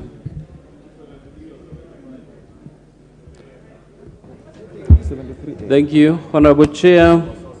I beg to move that the bill be amended by inserting the following new clause immediately after clause 73. 73A, Section 7 of the Kenya Roads Board Act 1999 is amended in subsection 1 by A, deleting paragraph G, and B, deleting the word 8 appearing at the beginning of the paragraph and substituting therefore the word 5. And secondly, Honorable Chair, that the bill be amended by inserting the following new clause immediately after clause 74. New clause 74A, the first schedule to the KRB. No. Order. You'll move the 73A and we vote on it before you go to 74. So, Chair, Okay, Chair, I beg to move. Just do it again and say that you move that we read that new clause a second time. Thank you. Honorable Chair, I beg to move that 73A be amended as read. I propose the question that the new clause 73A be now read a second time.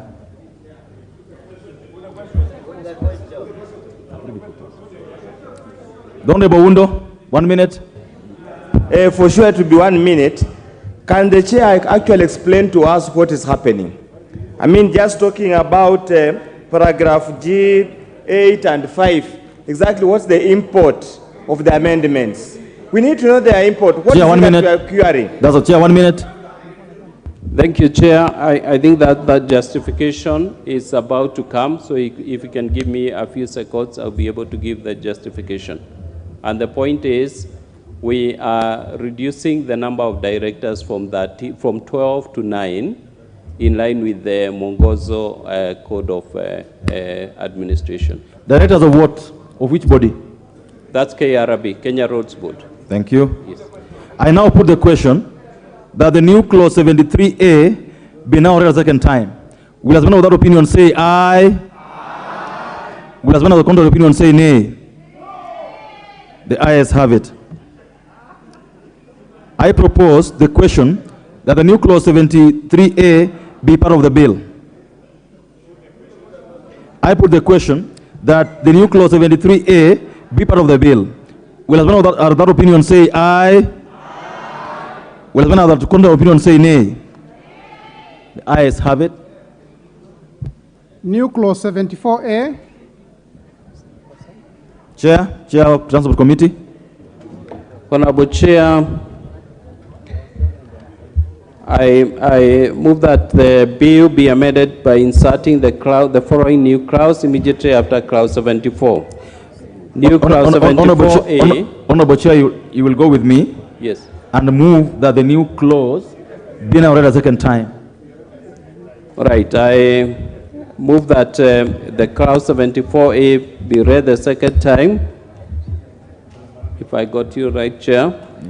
The first schedule to the KRB Act 1999 is amended by A, deleting paragraph 4, deleting paragraph 5, and deleting paragraph 6. Thank you, Honorable Chair. I propose a question that the new clause 74A be now read a second time. I put the question that the new clause 74A be now read a second time. Will as many of that opinion say aye? Will as many of that opinion say nay? The ayes have it. Honorable Nyikal, out of order. Chair, whenever you have new clauses in amendments, remember, members did not have the chance of seeing those clauses. So you cannot, therefore, assume like you would have if they were in the bill before. And then you can tell the members, you had the bill, you didn't read it. That's fine. But if the clauses are new and a second time, the member has to explain exactly, this is what we are doing, and this is what it means.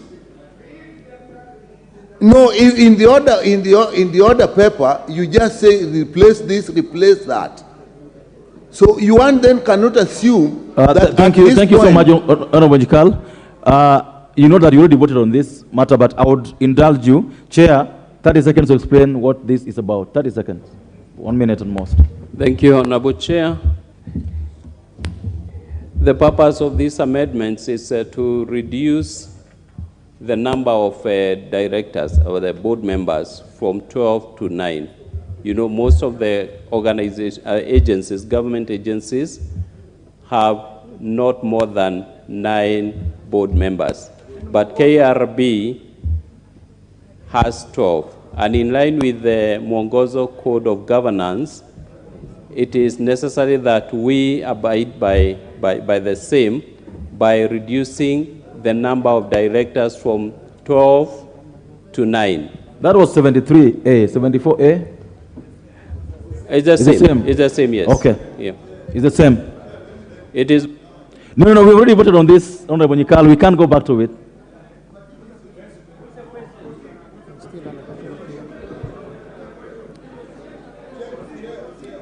Oh.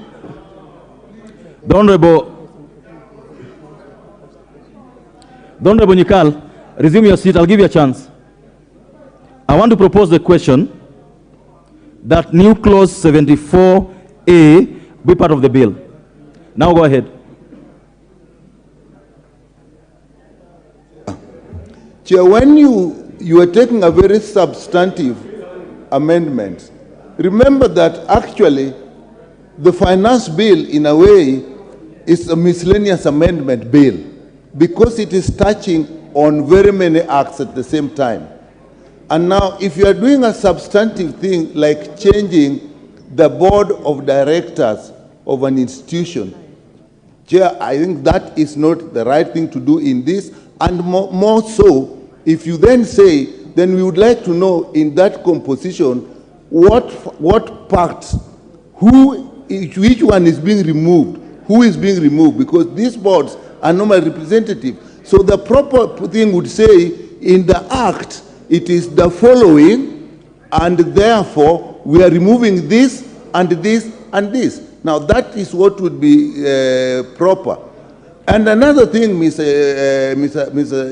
Chair, Mwongozo is not a legal entity, it is a policy. You as a lawyer will guide us whether you can actually change a whole act in a situation like this using in line with Mwongozo, which in itself is not an institution. Thank you. So that's my concern. The Honorable Chungwa, what is out of order? Honorable Speaker, I was just consulting with the chairs, and to an extent I want to agree with what Professor Nyikal, Dr. Nyikal is saying, and request the chair of the Transport Committee to withdraw that particular amendment to save time.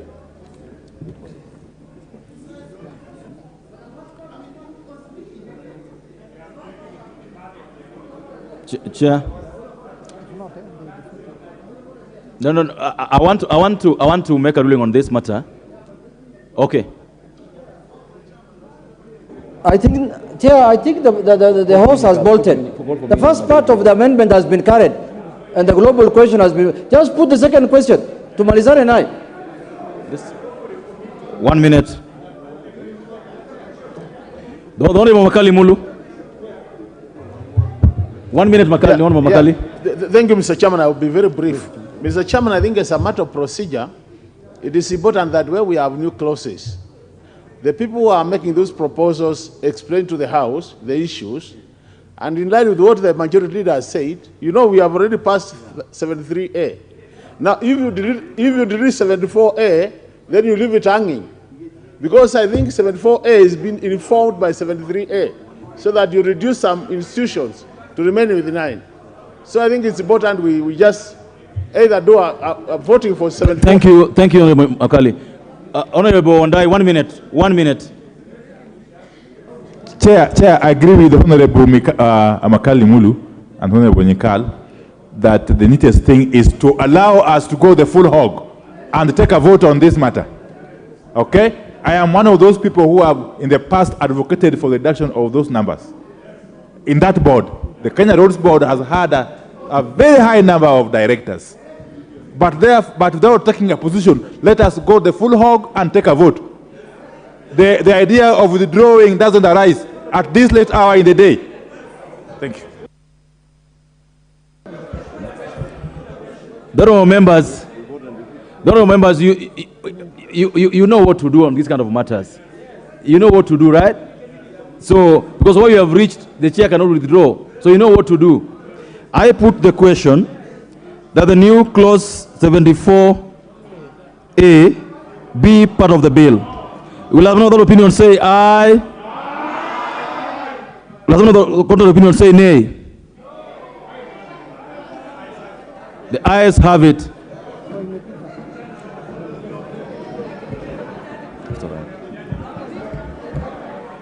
New clause 75A. Chair for Finance. Chair Finance Committee.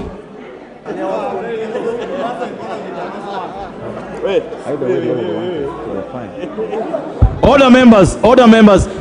I'm so sure that both sides got what they wanted, so that's all right. The chairperson Committee of Finance. Proceed. New clause 75A. 75A. Thank you very much. I beg to move that the new clause 75A be read a second time. Honorable Chair, this particular clause is giving power the board of Kenya Revenue Authority to appoint deputy commissioners, something that was not there before in the Act. With that, I beg to move, Honorable Chair. I propose a question that the new clause 75A now be read a second time. I put the question that the new clause 75A be now read a second time. Will as many of that opinion say aye? Will as many of the contrary opinion say nay? The ayes have it. I propose a question that the new clause 75A be part of the bill. Yes, Honorable Nikal. I know I may not be very well informed. I didn't read that in detail. I have to get the other act and read it. But Chair, we have a risk of doing something that is highly questionable. Using the Finance Act to actually change the structure of an authority like this is something that may be questionable. And I know we have done that, and I see some mischief. I think people should be sober enough to actually do the correct thing. Mwongozo is in itself not a legal document. So it's not over now. Now we are on 75 and we are still doing the same thing.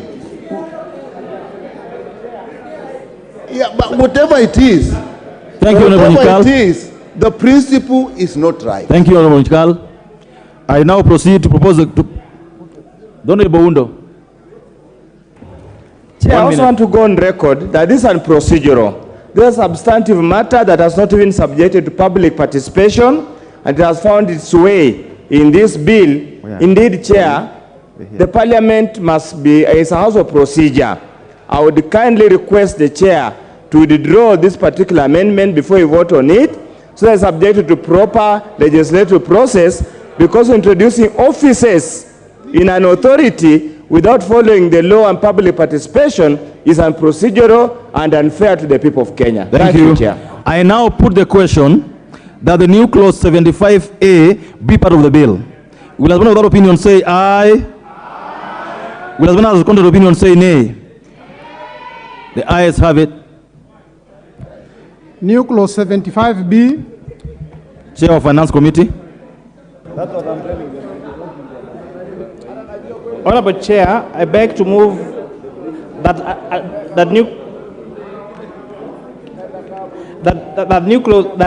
clause 75B be amended as per the order paper.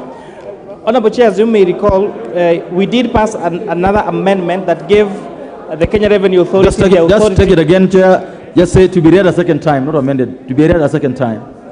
Okay. Honorable Chair, I beg to move that clause 75B be read a second time. As you may recall, Honorable Chair, yesterday we did pass a requirement. Order, members, order. Go ahead. Go ahead. Yes, we did pass. No, this will come later. There is a proposal on the Honorable Chair to have Kenya Revenue Authority set the minimum required price for alcohol in this country, so that any particular alcohol that is sold below a particular price, what we are calling the minimum cost price, is regarded as being illicit. And therefore, Honorable Chair, by giving this responsibility to Kenya Revenue Authority, therefore it necessitates that we add the responsibilities of Kenya Revenue Authority, the administration of the Alcoholic Drinks Act of 2010. So with that, I beg to move, Honorable Chair. I propose the question that the new clause 75B be now read a second time. I put the question. The Honorable Tende.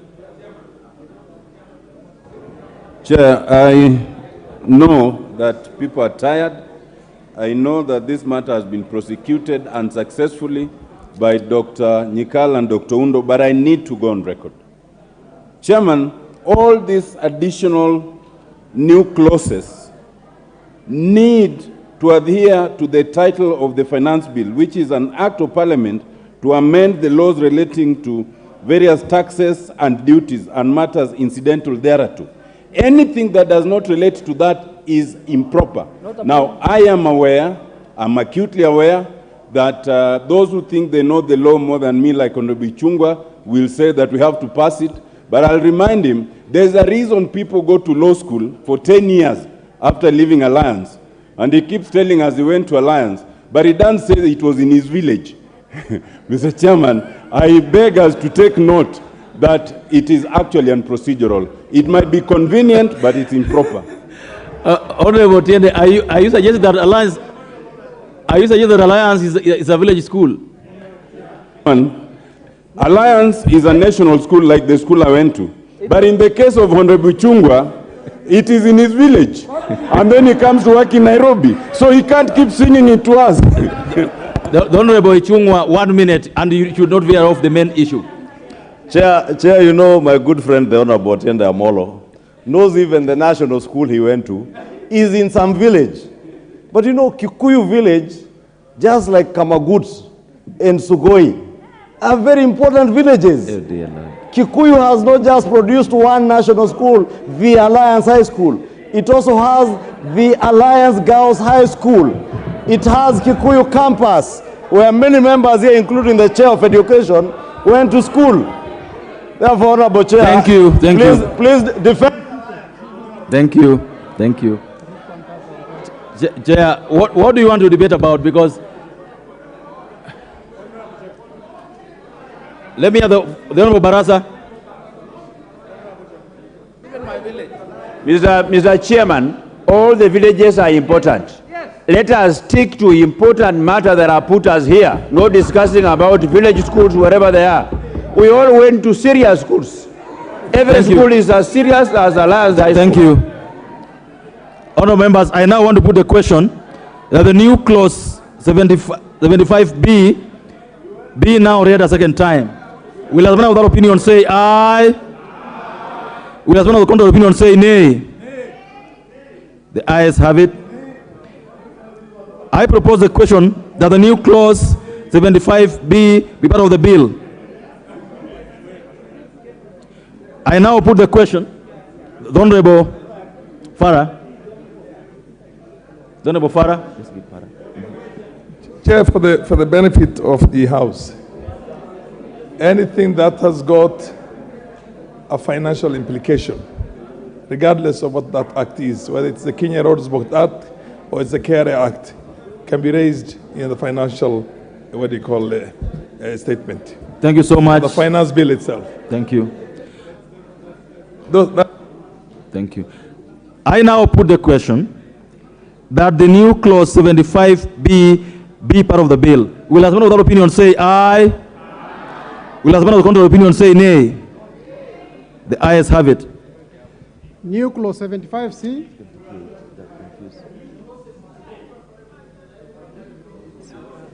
Mover. Honorable Chair, I beg to move that clause 75C be read a second time. This particular clause, Honorable Speaker, is an amendment to the Retirement Benefits Act that removes the requirement for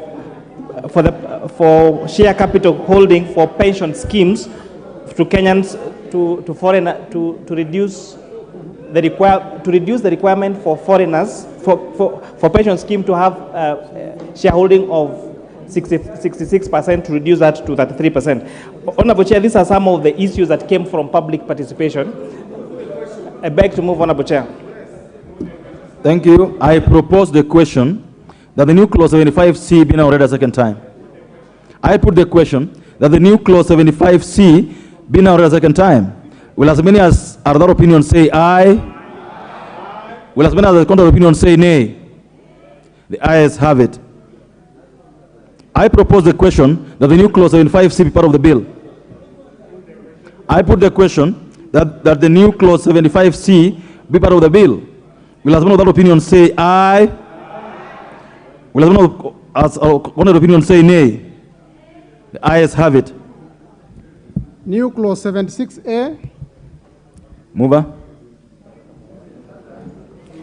Honorable Speaker, I beg to move that new clause 76A be read a second time.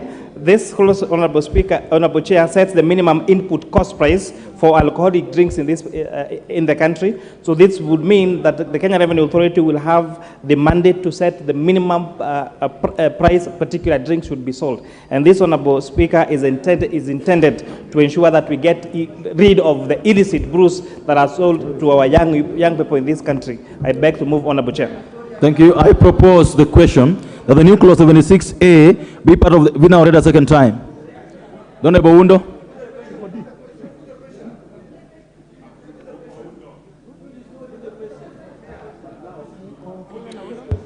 Chair, I find this amendment seriously outrageous, and it offends public policy. We have an open economy, a market-driven economy. This is in a way introducing price controls that were discontinued very, very many years ago. A businessman should be allowed to trade. He produces, he sells, depending on demand. And basically, and he knows the basic principles, the interaction between demand and supply determines pricing. How would you have such minimum pricing? Honestly speaking, we have so many. Thank you. Honorable Minority Leader. Chair, I hear the Minority Leader. This chance, I hear Honorable order. This chance is for the Minority Leader. Yeah, I also want to support, to agree with the Honorable Dr. Ojiambo Oundo. You must be very, very careful when you start introducing amendments to the law, which would actually imply that we are encouraging monopoly and price controls and things like that. I don't find this particular clause agreeable. Thank you. Majority Leader. Chair, I hear what the Leader of Minority and Professor Jambo are saying. However, Honorable Speaker, this amendment has nothing to do with control of pricing. And that is why the wording is very particular. It is minimum input cost. And the reason is simple, Honorable Speaker. And we are all aware that hundreds of thousands, if not millions, of our young people are dying, others are maimed by the consumption of illicit alcohol. This illicit alcohol is being manufactured using all manner of shortcuts and chemicals being mixed to an extent where, Honorable Speaker, you get people who are selling drinks that are concoction of chemicals in the pretext that it's clean and what we'd call fit for human consumption. Thank ethanol. you. Honorable Speaker, let me just finish that point because it's very dear to me. And you sell it as alcohol that has been manufactured using ethanol at a price even below industrial alcohol. And therefore, Honorable Speaker, it is in an effort to safeguard all those millions of young people who are suffering through the consumption of illicit brews that are basically a consumption of a concoction of chemicals. And therefore, we were very particular, and I think the committee was very particular, to make sure that they are not controlling prices, but just to safeguard that if you are producing alcohol using ethanol, that is legal ethanol, in the right standards, then there is a certain minimum cost that you would have to bear. I will put the question, then I'll propose, then you can do what you want to do. So I put the question that the new clause 76A be now read a second time. Will anyone of that opinion say aye? Many of the country's opinion say nay. The ayes have it. I propose the question that the new clause 76A be part of the bill. Honorable Nikal. Yeah, I want to go on this again and again and again for the records. Look at the argument we have had. That because we want certain quality, we control the price. Now, we cannot say that if we want ethanol, and we know ethanol is expensive, we insist on the price, but that will mean that because they can't get an expensive, that one now they cannot use methanol. It doesn't work like that. If you want to look at the chemicals, look at the chemicals strictly in their way. This does not work. And Chair, let me say this. I've been saying certain things here, and probably I'm not a good politician, but I'll be proved right one day. I know you will not allow, but I'm going to say this. When we were talking about... But I've allowed you. I've allowed you. Chair, earlier on, when we were talking about the alcohol that is going to use for cooking, I had information that the real idea there was that people who are going to produce that and are going to produce the cooking things, because they presented to our committee. So people had to get into our acts, business people, Point made. and they regulate it. So I just want to say it, that we are all elected.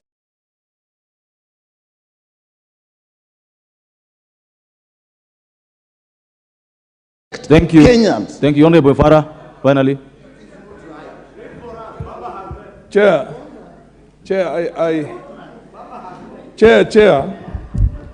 I haven't consumed any alcohol all my life. But frankly, my little exposure to these problems tells me that there's no difference between Johnny Walker and the one that they make out there. This country, majority leader, can you listen? This country, Chair, needs a policy on the abuse of alcohol, drugs, and miraa, and all these things. We are destroying a whole nation. We are destroying, and the political class has also converted itself into an economic class that also benefits. Thank you. Benefits from that. Thank you. No, thank you. I want to put the question that the new clause 76A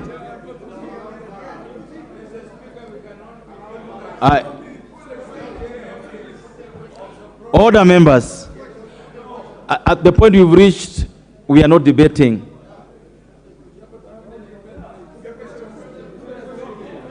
The Honorable Farah will have 30 seconds to finish his point. Chair, on the overall, Chair, even the members of parliament from the miraa growing areas and Muguka will tell you that their own children are not going to school. And this thing is devastating communities all over. Thank you, Honorable Farah. Honorable Ndikiri, what is out of order? A sitting order for a dignified member, senior, in the speaker's panel can come and insinuate a miraa without any evidence, scientific or otherwise, that miraa is a drug. That is an abuse of your position as a member of parliament. Thank you. I'll put the question, members, that the new clause 76A be part of the bill. Will as one other opinion say aye? Will as one other opinion say nay? The ayes have it. Honorable Junior, what's out of order? Chair, what is out of order? Chair, there are serious clauses that have been brought back to this bill. And some of these clauses, there was no public participation. And some of them have serious effects. Chair, I want to go on record on this. Like this clause we have just passed, there was no public participation. And it is going to affect businesses of people in a big way. You know, Mr. Chair, you can just, somebody who's doing his own business of producing alcohol will be branded as illicit, just because we've said here that it's illicit. Thank you. Chair, such a clause requires serious public participation. Thank you. Order members, you know what to do. You know what Parliament does, and you know what to do after that if you disagree with the decision of Parliament. So we'll go on to the next clause.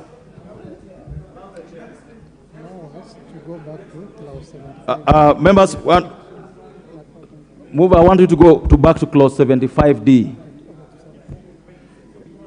75D. New clause 75D.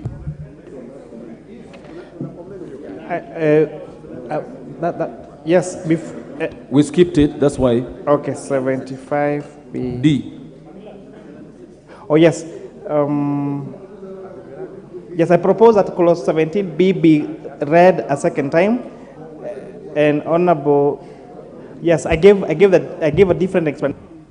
this is where we are changing the ownership or the directorship of pension schemes that was requiring only they would be owned by at least 66% of Kenyans, and this, from public participation, we realized that was disadvantaging very many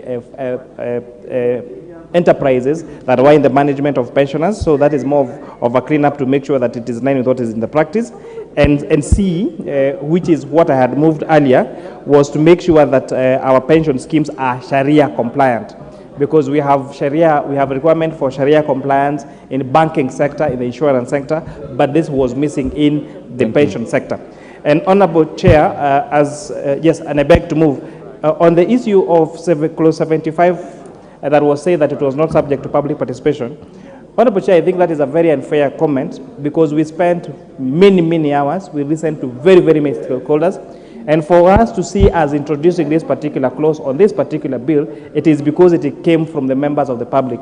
Because the concern of illicit brews in this country is an interest to Kenyans.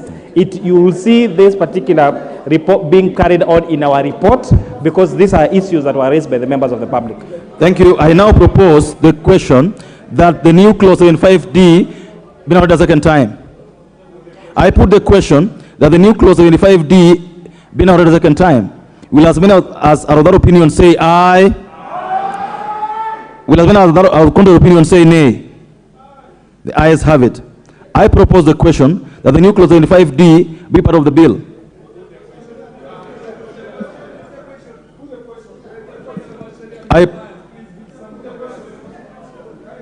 I put the question that the new clause 75D be part of the bill. Will as many of that opinion say aye? Will as many of the contrary opinion say nay? The ayes have it. New clause 76B.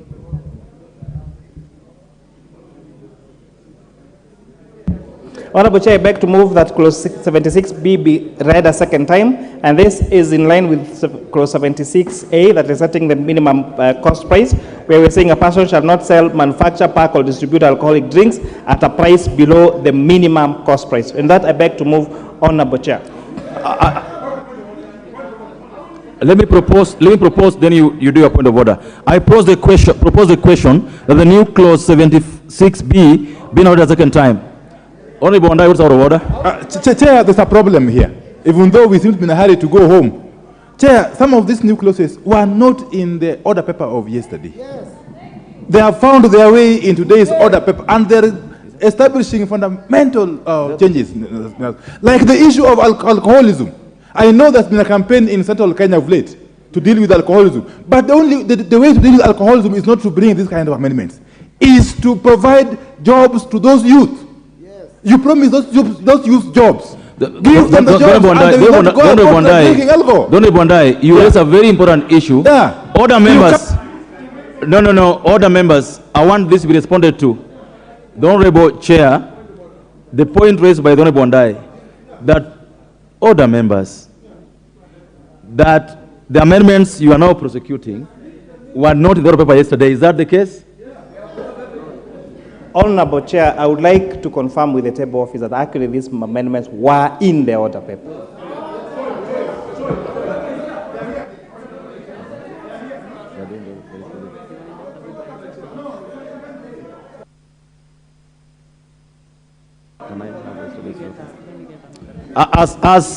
As I confirm that, as I verify that, let me hear from the Honorable Farah. Chair, can I get Chair? It's order members. The Honorable Farah is on a point of order. Chair, I salute the chair of the Finance Committee for saying that pension has got to become Sharia compliant. But how does it become Sharia compliant without introducing Sharia compliant products into the capital markets? You see what I mean? Because interest, you cannot invest them in places where they are earning interest because Muslims do not want to earn. Wait. Yamaza. Thank you. Thank you. Honorable Tiende, what's out of order? Chair, they're giving me problem. Thank you. I thought you'd finished.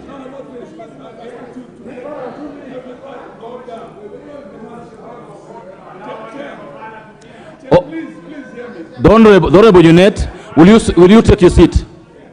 Will you take your seat?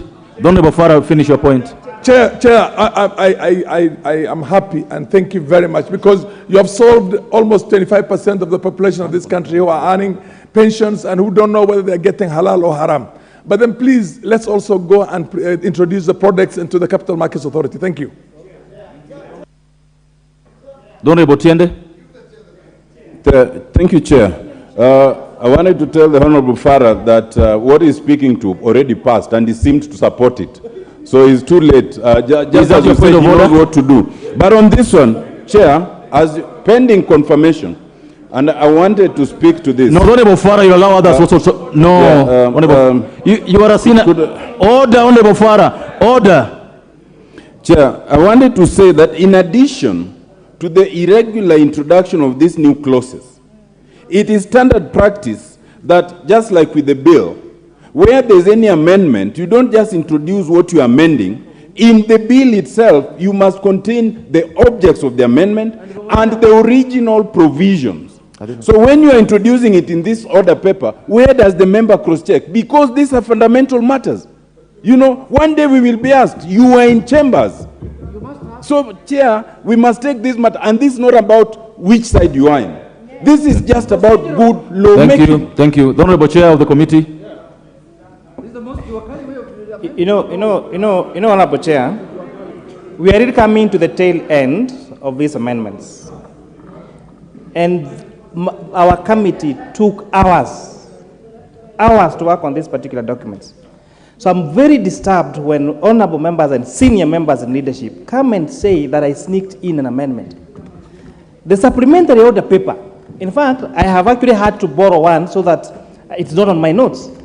On page 609 has that particular proposal. So if you are not reading the order paper, do not come and accuse me of sneaking things into the supplementary order paper. This, in fact, this is a supplementary order paper of Tuesday, the June 20th, 2023. So this is what you had yesterday. So when you come in and tell me that I sneaked in, I am not taking that kindly, especially after the hours of work I've put on this particular task. Honorable Bowen.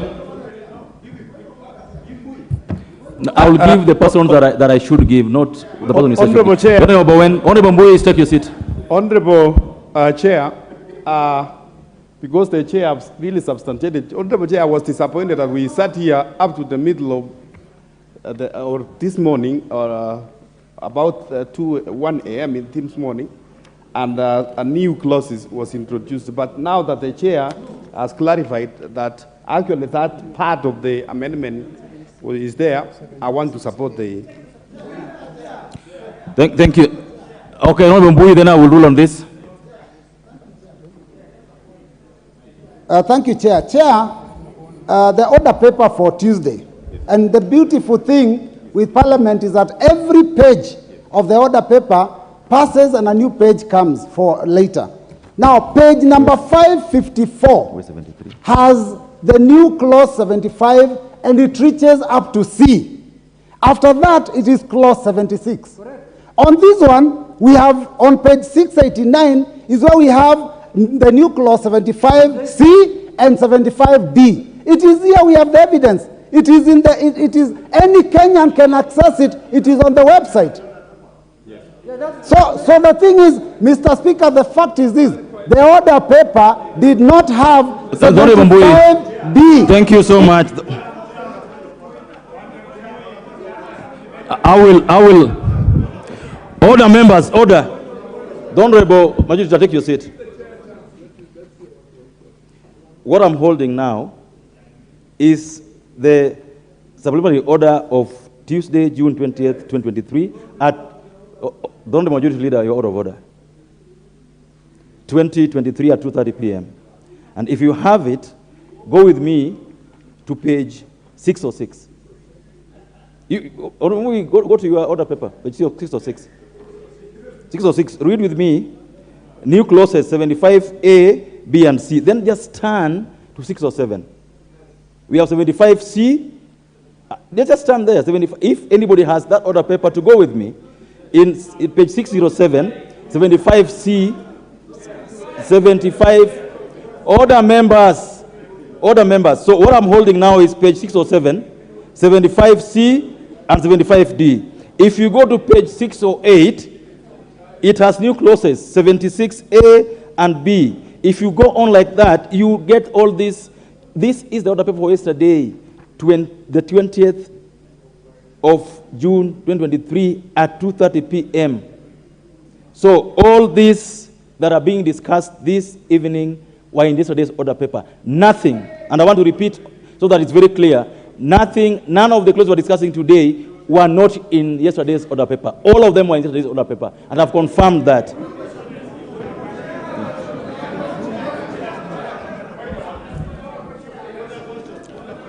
Where were we?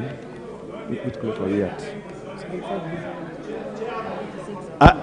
I now put the question that the new clause 76B of the bill will, as many of that opinion say aye.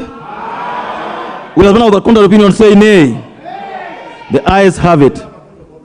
Honorable Majority Leader. You know, Chair, just on a matter of our own procedures and rules, because it's rather unfair, Honorable Speaker, and thank you, let me begin by thanking you for your guidance. Because when the Honorable Robert Mbui tells untruths with a straight face and misleads the country, and Honorable Speaker, you know, we have been here before. We can tell when people are speaking to the gallery, we can tell when people are attempting to speak to the courts, but I want to encourage you, if you want to speak to the courts, Honorable Mbui, I know you are Mwalimu, and I had senior counsel say you take about 10 years at law school. Maybe you take another 10 years and go speak to the courts from the courts, but don't attempt to speak to the courts from this floor. And Honorable Speaker, it is rather unfortunate because I said even during second reading, this is the most vilified bill in the history of lawmaking in this country, using lies and truths, propaganda, misinformation and disinformation, and Mbui cannot lie to the people of Kathiani continue lying Majority here. Leader, now, members, I have made a ruling on this matter and it shall not be prosecuted further. We will move. Order, members. Hold the next order.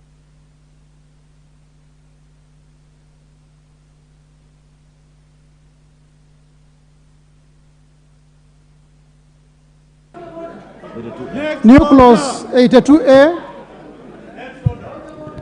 Mover. Honorable Chair, I beg to move that clause 82A be read a second time. Honorable Chair, this is a clause that is extending the benefits that are given to deputy presidents and designated state officers, including those of the Speaker and the Deputy Speaker. Honorable Chair, and that I beg to move. I propose a question that clause, the new clause 82A, be now read a second time. I put the question that the new clause 82A be now read a second time. Will as many of that opinion say aye? Aye. Will as many of the opinion say nay? The ayes have it. I propose the question that the new clause 82A be now be part of the bill. I put the question that the new clause 82A be part of the bill. Will as many of that opinion say aye? Aye. Will as many of the opinion say nay? The ayes have it. New clause 82B. Honorable Chair, I beg to move that clause 82B be read a second time, and then clause 82B and C and D and E are similar to clause 81A. So I beg to move that clause 82B be read a second time. I propose a question that the new clause 82B be read a second time. I put the question that new clause 82B be now read a second time. Will as many of the opinion say aye? Aye. Will as many of the opinion say nay? The ayes have it. I propose the question that the new clause 82B be part of the bill. Honorable Wundo. Chair, I find the drafting very curious, Honorable Chair, and it's discriminatory in the sense if you look at the last sentence, it says, but if it's a female child that is not married or is cohabiting with any person. Honorable Chair, why do you have to discriminate between the boy child and the boy girl? Thank you. I mean the girl child, sorry. Thank you. Why do you have to discriminate? Thank you. I put the question that the new clause 82B be part of the bill. Order, members. Order. I now put the question that the new clause 82B be part of the bill. Will as many of that opinion say aye? Will as many of the contrary opinion say nay? The ayes have it. New clause 82C. Mover. Honorable Chair, I beg to move that clause 82C be read a second time, and again this is similar to A and B. So I beg to move. Thank you. I propose the question that the new clause 82C be now read a second time. I put the question that the new clause 82C be now read a second time. Will as many as our opinion say aye? Will as many as our contrary opinion say nay? The ayes have it. I propose the question that the new clause 82C be part of the bill. I put the question that the new clause 82C be part of the bill. Will as many as are of that opinion say aye? Will as many as are contrary opinion say nay? The ayes have it. New clause 82D. Honorable Chair, I stand to move that clause 82D be read a second time, and again this is similar to the rest of the clauses, so I beg to move. I propose the question that the new clause 82D be now read a second time. I put the question that the new clause 82D be now read a second time. Will as many are of that opinion say aye? Will as many as of the contrary opinion say nay? The ayes have it. I propose the question that the new clause 82D be part of the bill. I put the question that the new clause 82D be part of the bill. Will as many as of that opinion say aye? Will as many as of the contrary opinion say nay? The ayes have it. New clause 82E. Mover. Honorable Chair, I beg to move that clause 82E be read a second time. This is the last clause on that 82, so it's similar to the others, and that I beg to move. I propose a question that the new clause 82E be now read a second time. Yes, Honorable Nikal.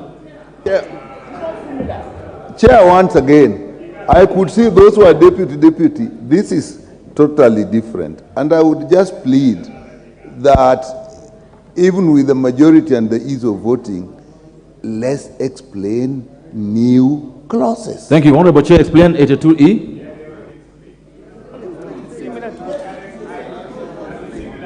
The Honorable Nikal will be attentive this time round. Go ahead. Honorable Chair, if you look at what we are doing on clause 82, and that is why it is clause 82, A, B, and C, we are amending the Retirement Benefits Act to take care of, for example, the retired speakers, the retired deputy speakers, and also to allow, say for example, a speaker moves to another state office, and for example, there were benefits that they would have enjoyed if they were speaker, when they were speaker, but if they move to become, say, to a different office, say a cabinet secretary or something, and then they retire, then this particular clause now tightens that up that it doesn't deny them the benefits that they were supposed to enjoy for the first position that they did actually. I hope you get it. I now propose, I put the question that the new clause 82E be now read a second time. Will one of that opinion say aye? Will one of opinion say nay? The ayes have it. I propose the question that the new clause 82E be part of the bill.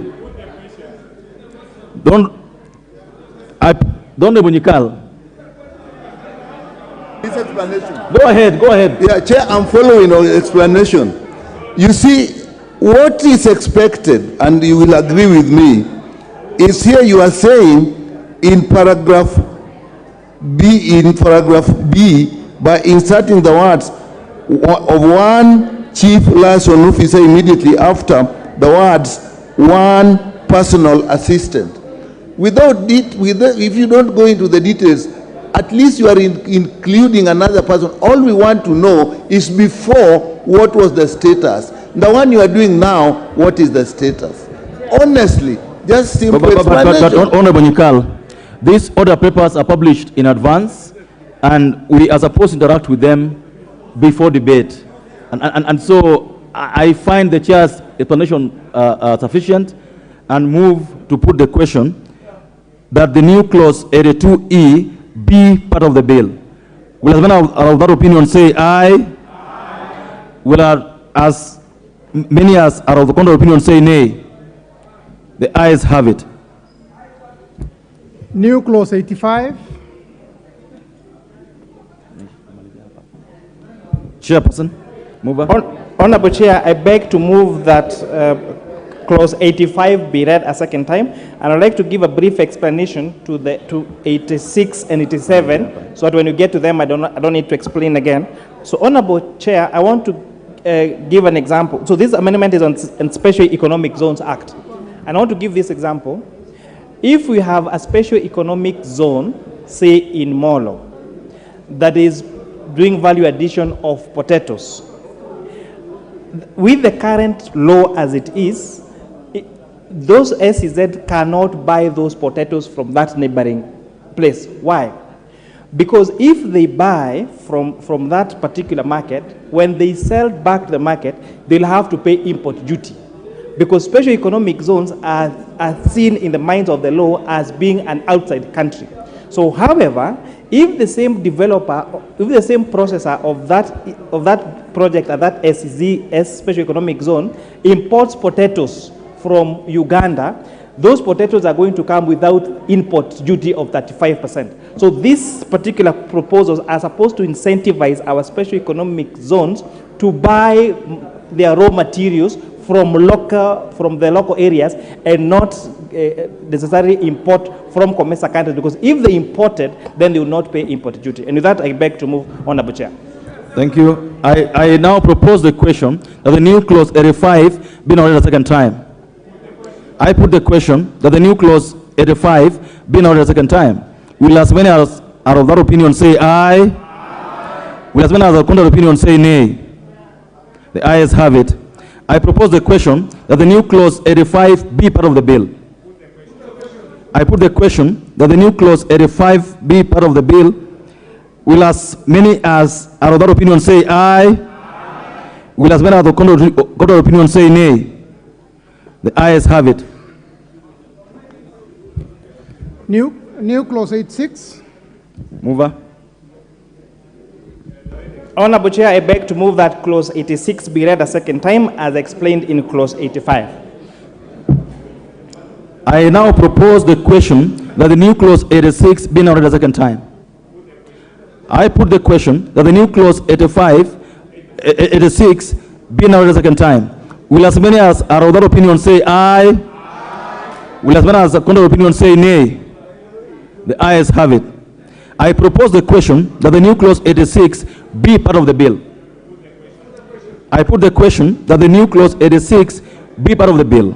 Will as many as are of that opinion say aye? Aye. Will as many as are of the contrary opinion say nay? The ayes have it. New clause 87. Mover. And now, lastly, I beg to move that a new clause 87 be read a second time as explained in clause 85. The question that the new clause 87 be now read a second time. I put the question that the new clause 87 be now read a second time. Will as many as are of that opinion say aye? Aye. Will as many as are of that opinion say nay? The ayes have it. I propose the question that the new clause 87 be part of the bill. Honorable Nyikal.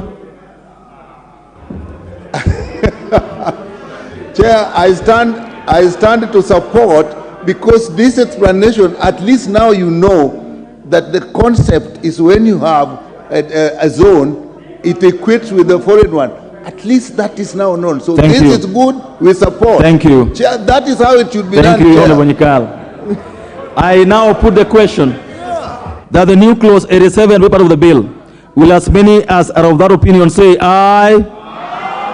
Will as many as the contrary opinion say nay? The ayes have it. Go ahead.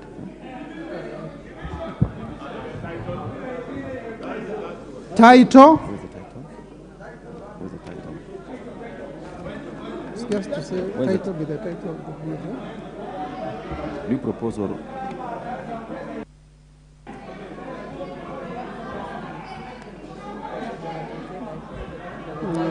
I propose. Order, members, order. Order, members. I propose the question that the title of the bill. I put the question that the title will be title of the bill. Will as many as that opinion say aye? Will as many of the contrary opinion say nay?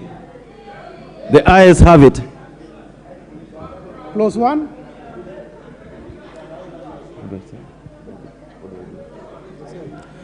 Clause 1, I propose the question that clause 1 be part of the bill. I put the question that clause 1 be part of the bill. Will as many as are of that opinion say aye? Will as many as are of the contrary opinion say nay? The ayes have it.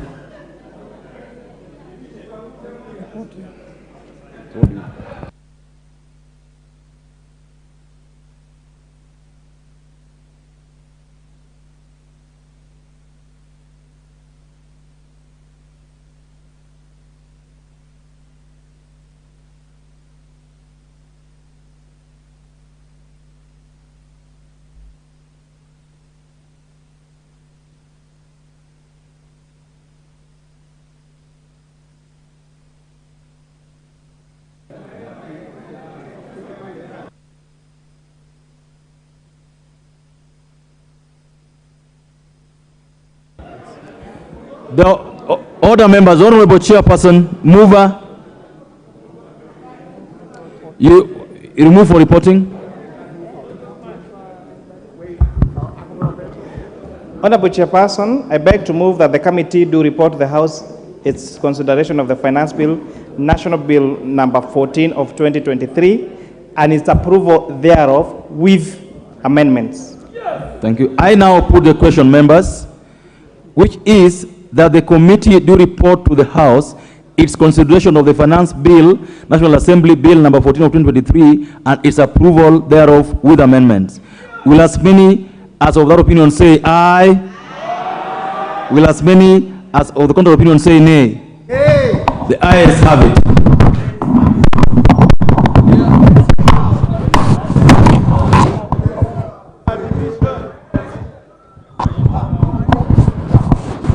Honorable members, Mr. Speaker.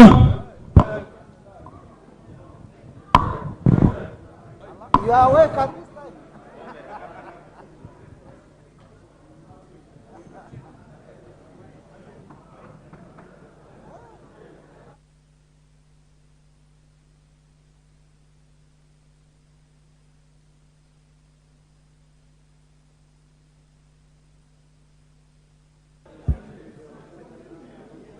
Chairperson, order, honorable members. Chairperson, Ocheng. Thank you so much, Mr. Speaker. Honorable Speaker, I beg to report that the Committee of the Whole House has considered the Finance Bill, National Assembly Bill number 14 of 2023, and approved the same with amendments. Mover. Kimani.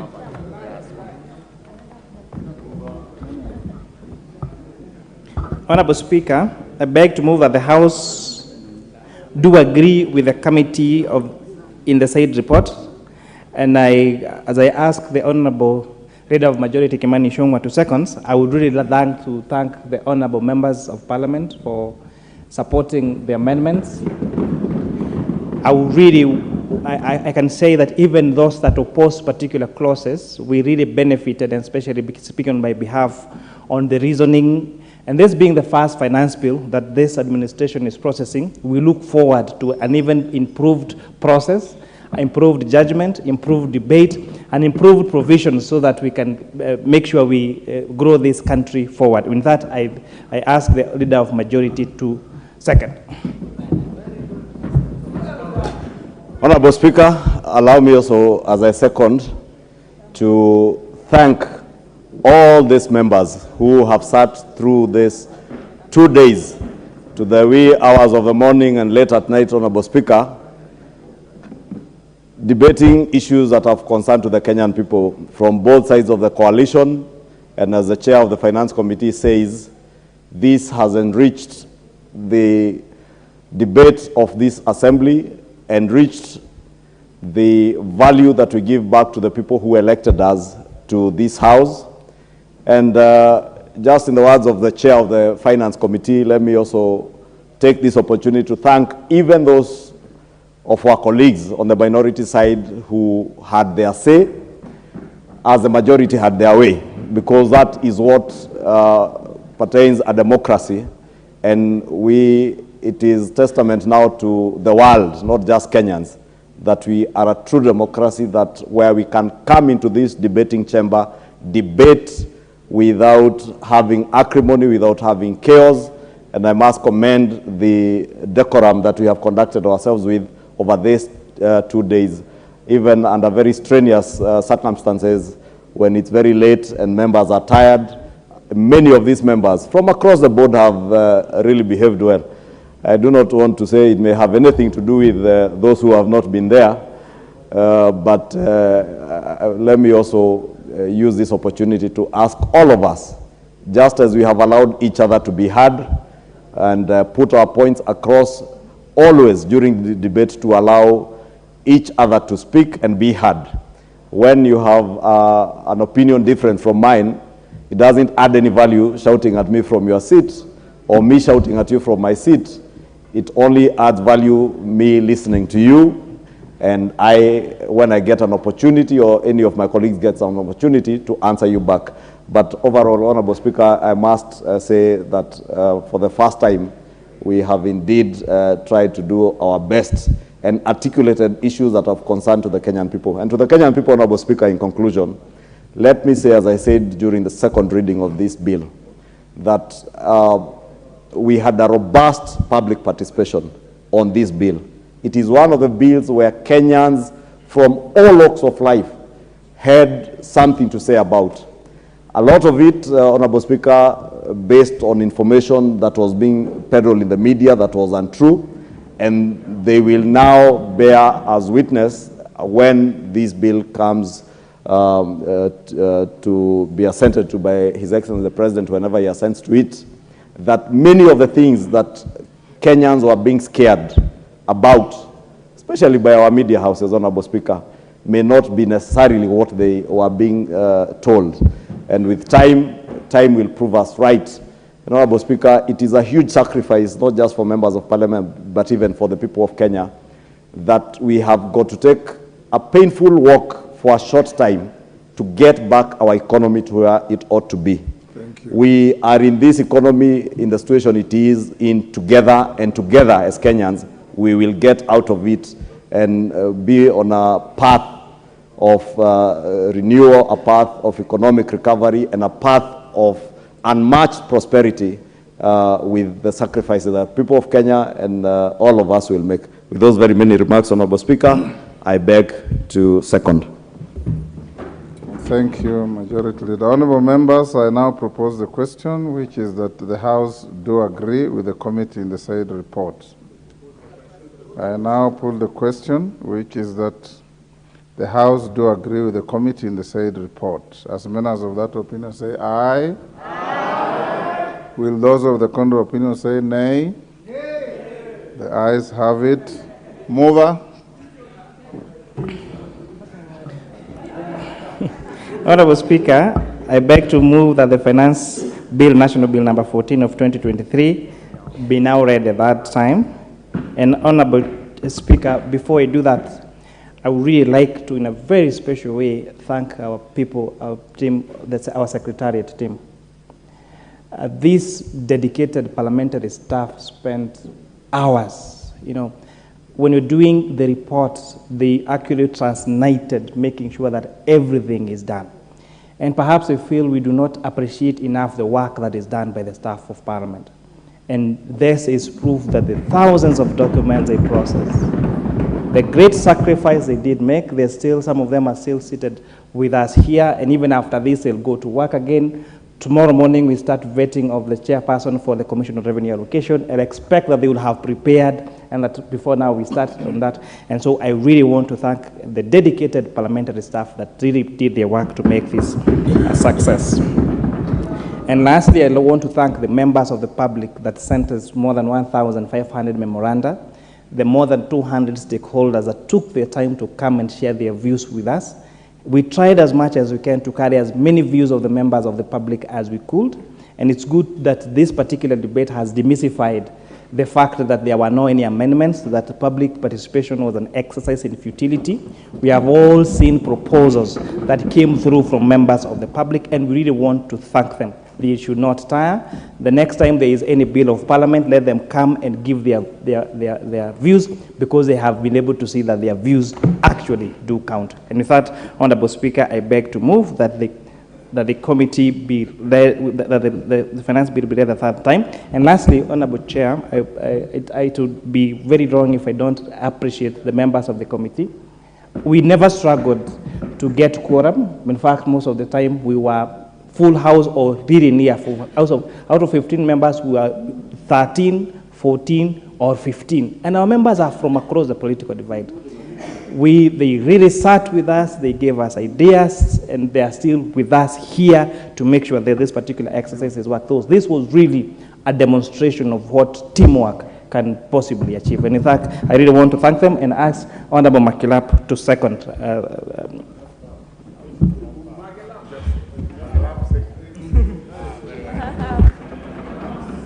Thank you.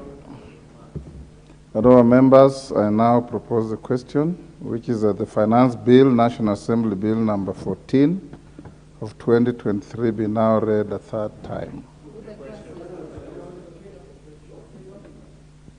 1 minute. I'll give you 1 minute. Yeah, please. Mr. Speaker, thank you very much. And I also want to take this opportunity to thank the honourable members for the way we have aggressively participated in the debate and passage of this bill. And I also want to thank our members on this side who have stood firm against all odds to make sure that they oppose all draconian and offensive clauses in the bill.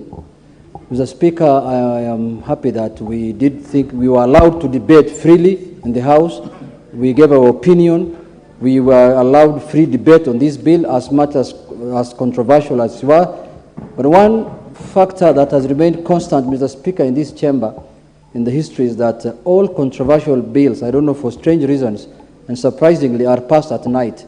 From the political parties bill, the BBI bill, and now this controversial one is, all of them are passing at night, Mr. Speaker, for strange reasons. I don't know why. I don't know why they're not passing during the day. I think it is, they like darkness for strange reasons. So, Mr. Speaker, we will try as much as possible next time. Controversial bills, we pass them during the day. We will try our best. But I want to say that, members, this bill, as we said it in the second reading, was very controversial. I pray and hope that this bill is going to unite the country than divide the country. Thank you. Some of the clauses that are inside this bill are very emotive. And I pray that for the government side, I will pray for you. For the opposition side, we will do our watchful eye out there to make sure that you don't transgress in any way. Thank you very much. Thank you, Honorable Junet. It's important to know that many great things happen at night. Honorable members, I now put the question, which is that the Finance Bill, National Assembly Bill number 14 of 2023 be now read a third time. As many as of that opinion say aye. Aye. Will those of the contrary opinion say nay? Thank you. Honorable members, allow me also. Oh, sorry. Clerk. A bill for an act of parliament to amend the laws relating to various taxes and duties and for matters incidental thereto. Thank you. Honorable members, allow me as your speaker to also commend the House for the tremendous industry that you have put in this debate, in the passage of this bill. Since I came to this House in 1993, I have never witnessed a more contested finance bill than this one. It has been contested, but with sense, with decorum, with great debate, and I want to salute even those who provided comic relief in the course of the debate. They did it to enlighten the House. In Shakespeare's Tempest, there's a character called Desdemona, whose duty was to cause light moments when people were low. And I could see some of Desdemonas in this House. For the new members, you now appreciate that the power of the wallet of the state lies in this House. And that power of the wallet is in your hands. And that's why we have taken this long time, yesterday until this morning, and today until now, to scrutinize this bill with a tooth comb. I'm sure out there, very many Kenyans who don't participate in legislation now know what the finance bill is all about because of what we have done here. For young Kimani, you have done beyond anybody's imagination. You are probably the youngest member in this House to chair a committee of this great importance and significance, and you have discharged your honors sensibly, reasonably, and admirably. We laud you. And members on my left, I want to thank you for putting the members on my right on their tenterhooks and pointing out what you have pointed out, and never losing your cool, never boycotting the sittings, because it's only by speaking that we get to arrive at reasoned judgments. In the community where I come from, a hyena told a stone that even if you don't answer me, you have heard me. And that can be applicable in many situations. So we want to live today very proud that you have passed a bill that is going to deal with many things, play your oversight, play your responsible spending of public resources. And that is what is expected of all of us. So we live here tonight very happy, on my part, that what looked like the most divisive piece of legislation has in fact united you even more. Because sitting in my chamber, I saw many times your leadership and many of you crossing over to whisper to each other across the dispatch table, and generally having a lot of camaraderie that has been very, very encouraging.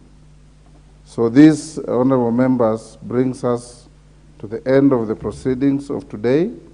Tomorrow morning, we shall sit from 9:30, and we shall deal with the following bills: Supplemental Appropriation Bill, Count Allocation of Revenue Bill, Equalization Fund Appropriation Bill, and the Appropriation Bill itself. There will also be the Public Finance Management Amendment Bill and any other business that may be there. Remember that all these finance-related bills must be concluded by the 30th of this month. For members of the Speaker's panel and my able deputy, Gladys Boss, I want to salute you for your patience, for your tenacity, and for your great performance at the table in the committee stage. And I want to thank the whole House for giving the chairs who sat in this committee the ability to discharge the responsibility without any missiles flying around, as has happened before, without any water being splashed around, as has happened before. And this is the maturity of our democracy.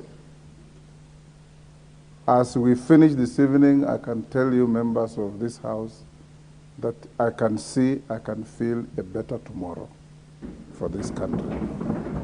Honorable members, we can now be upstanding. The House will now stand adjourned to tomorrow, Thursday, the 22nd of June, 2023, at 9:30 a.m. for the morning sitting.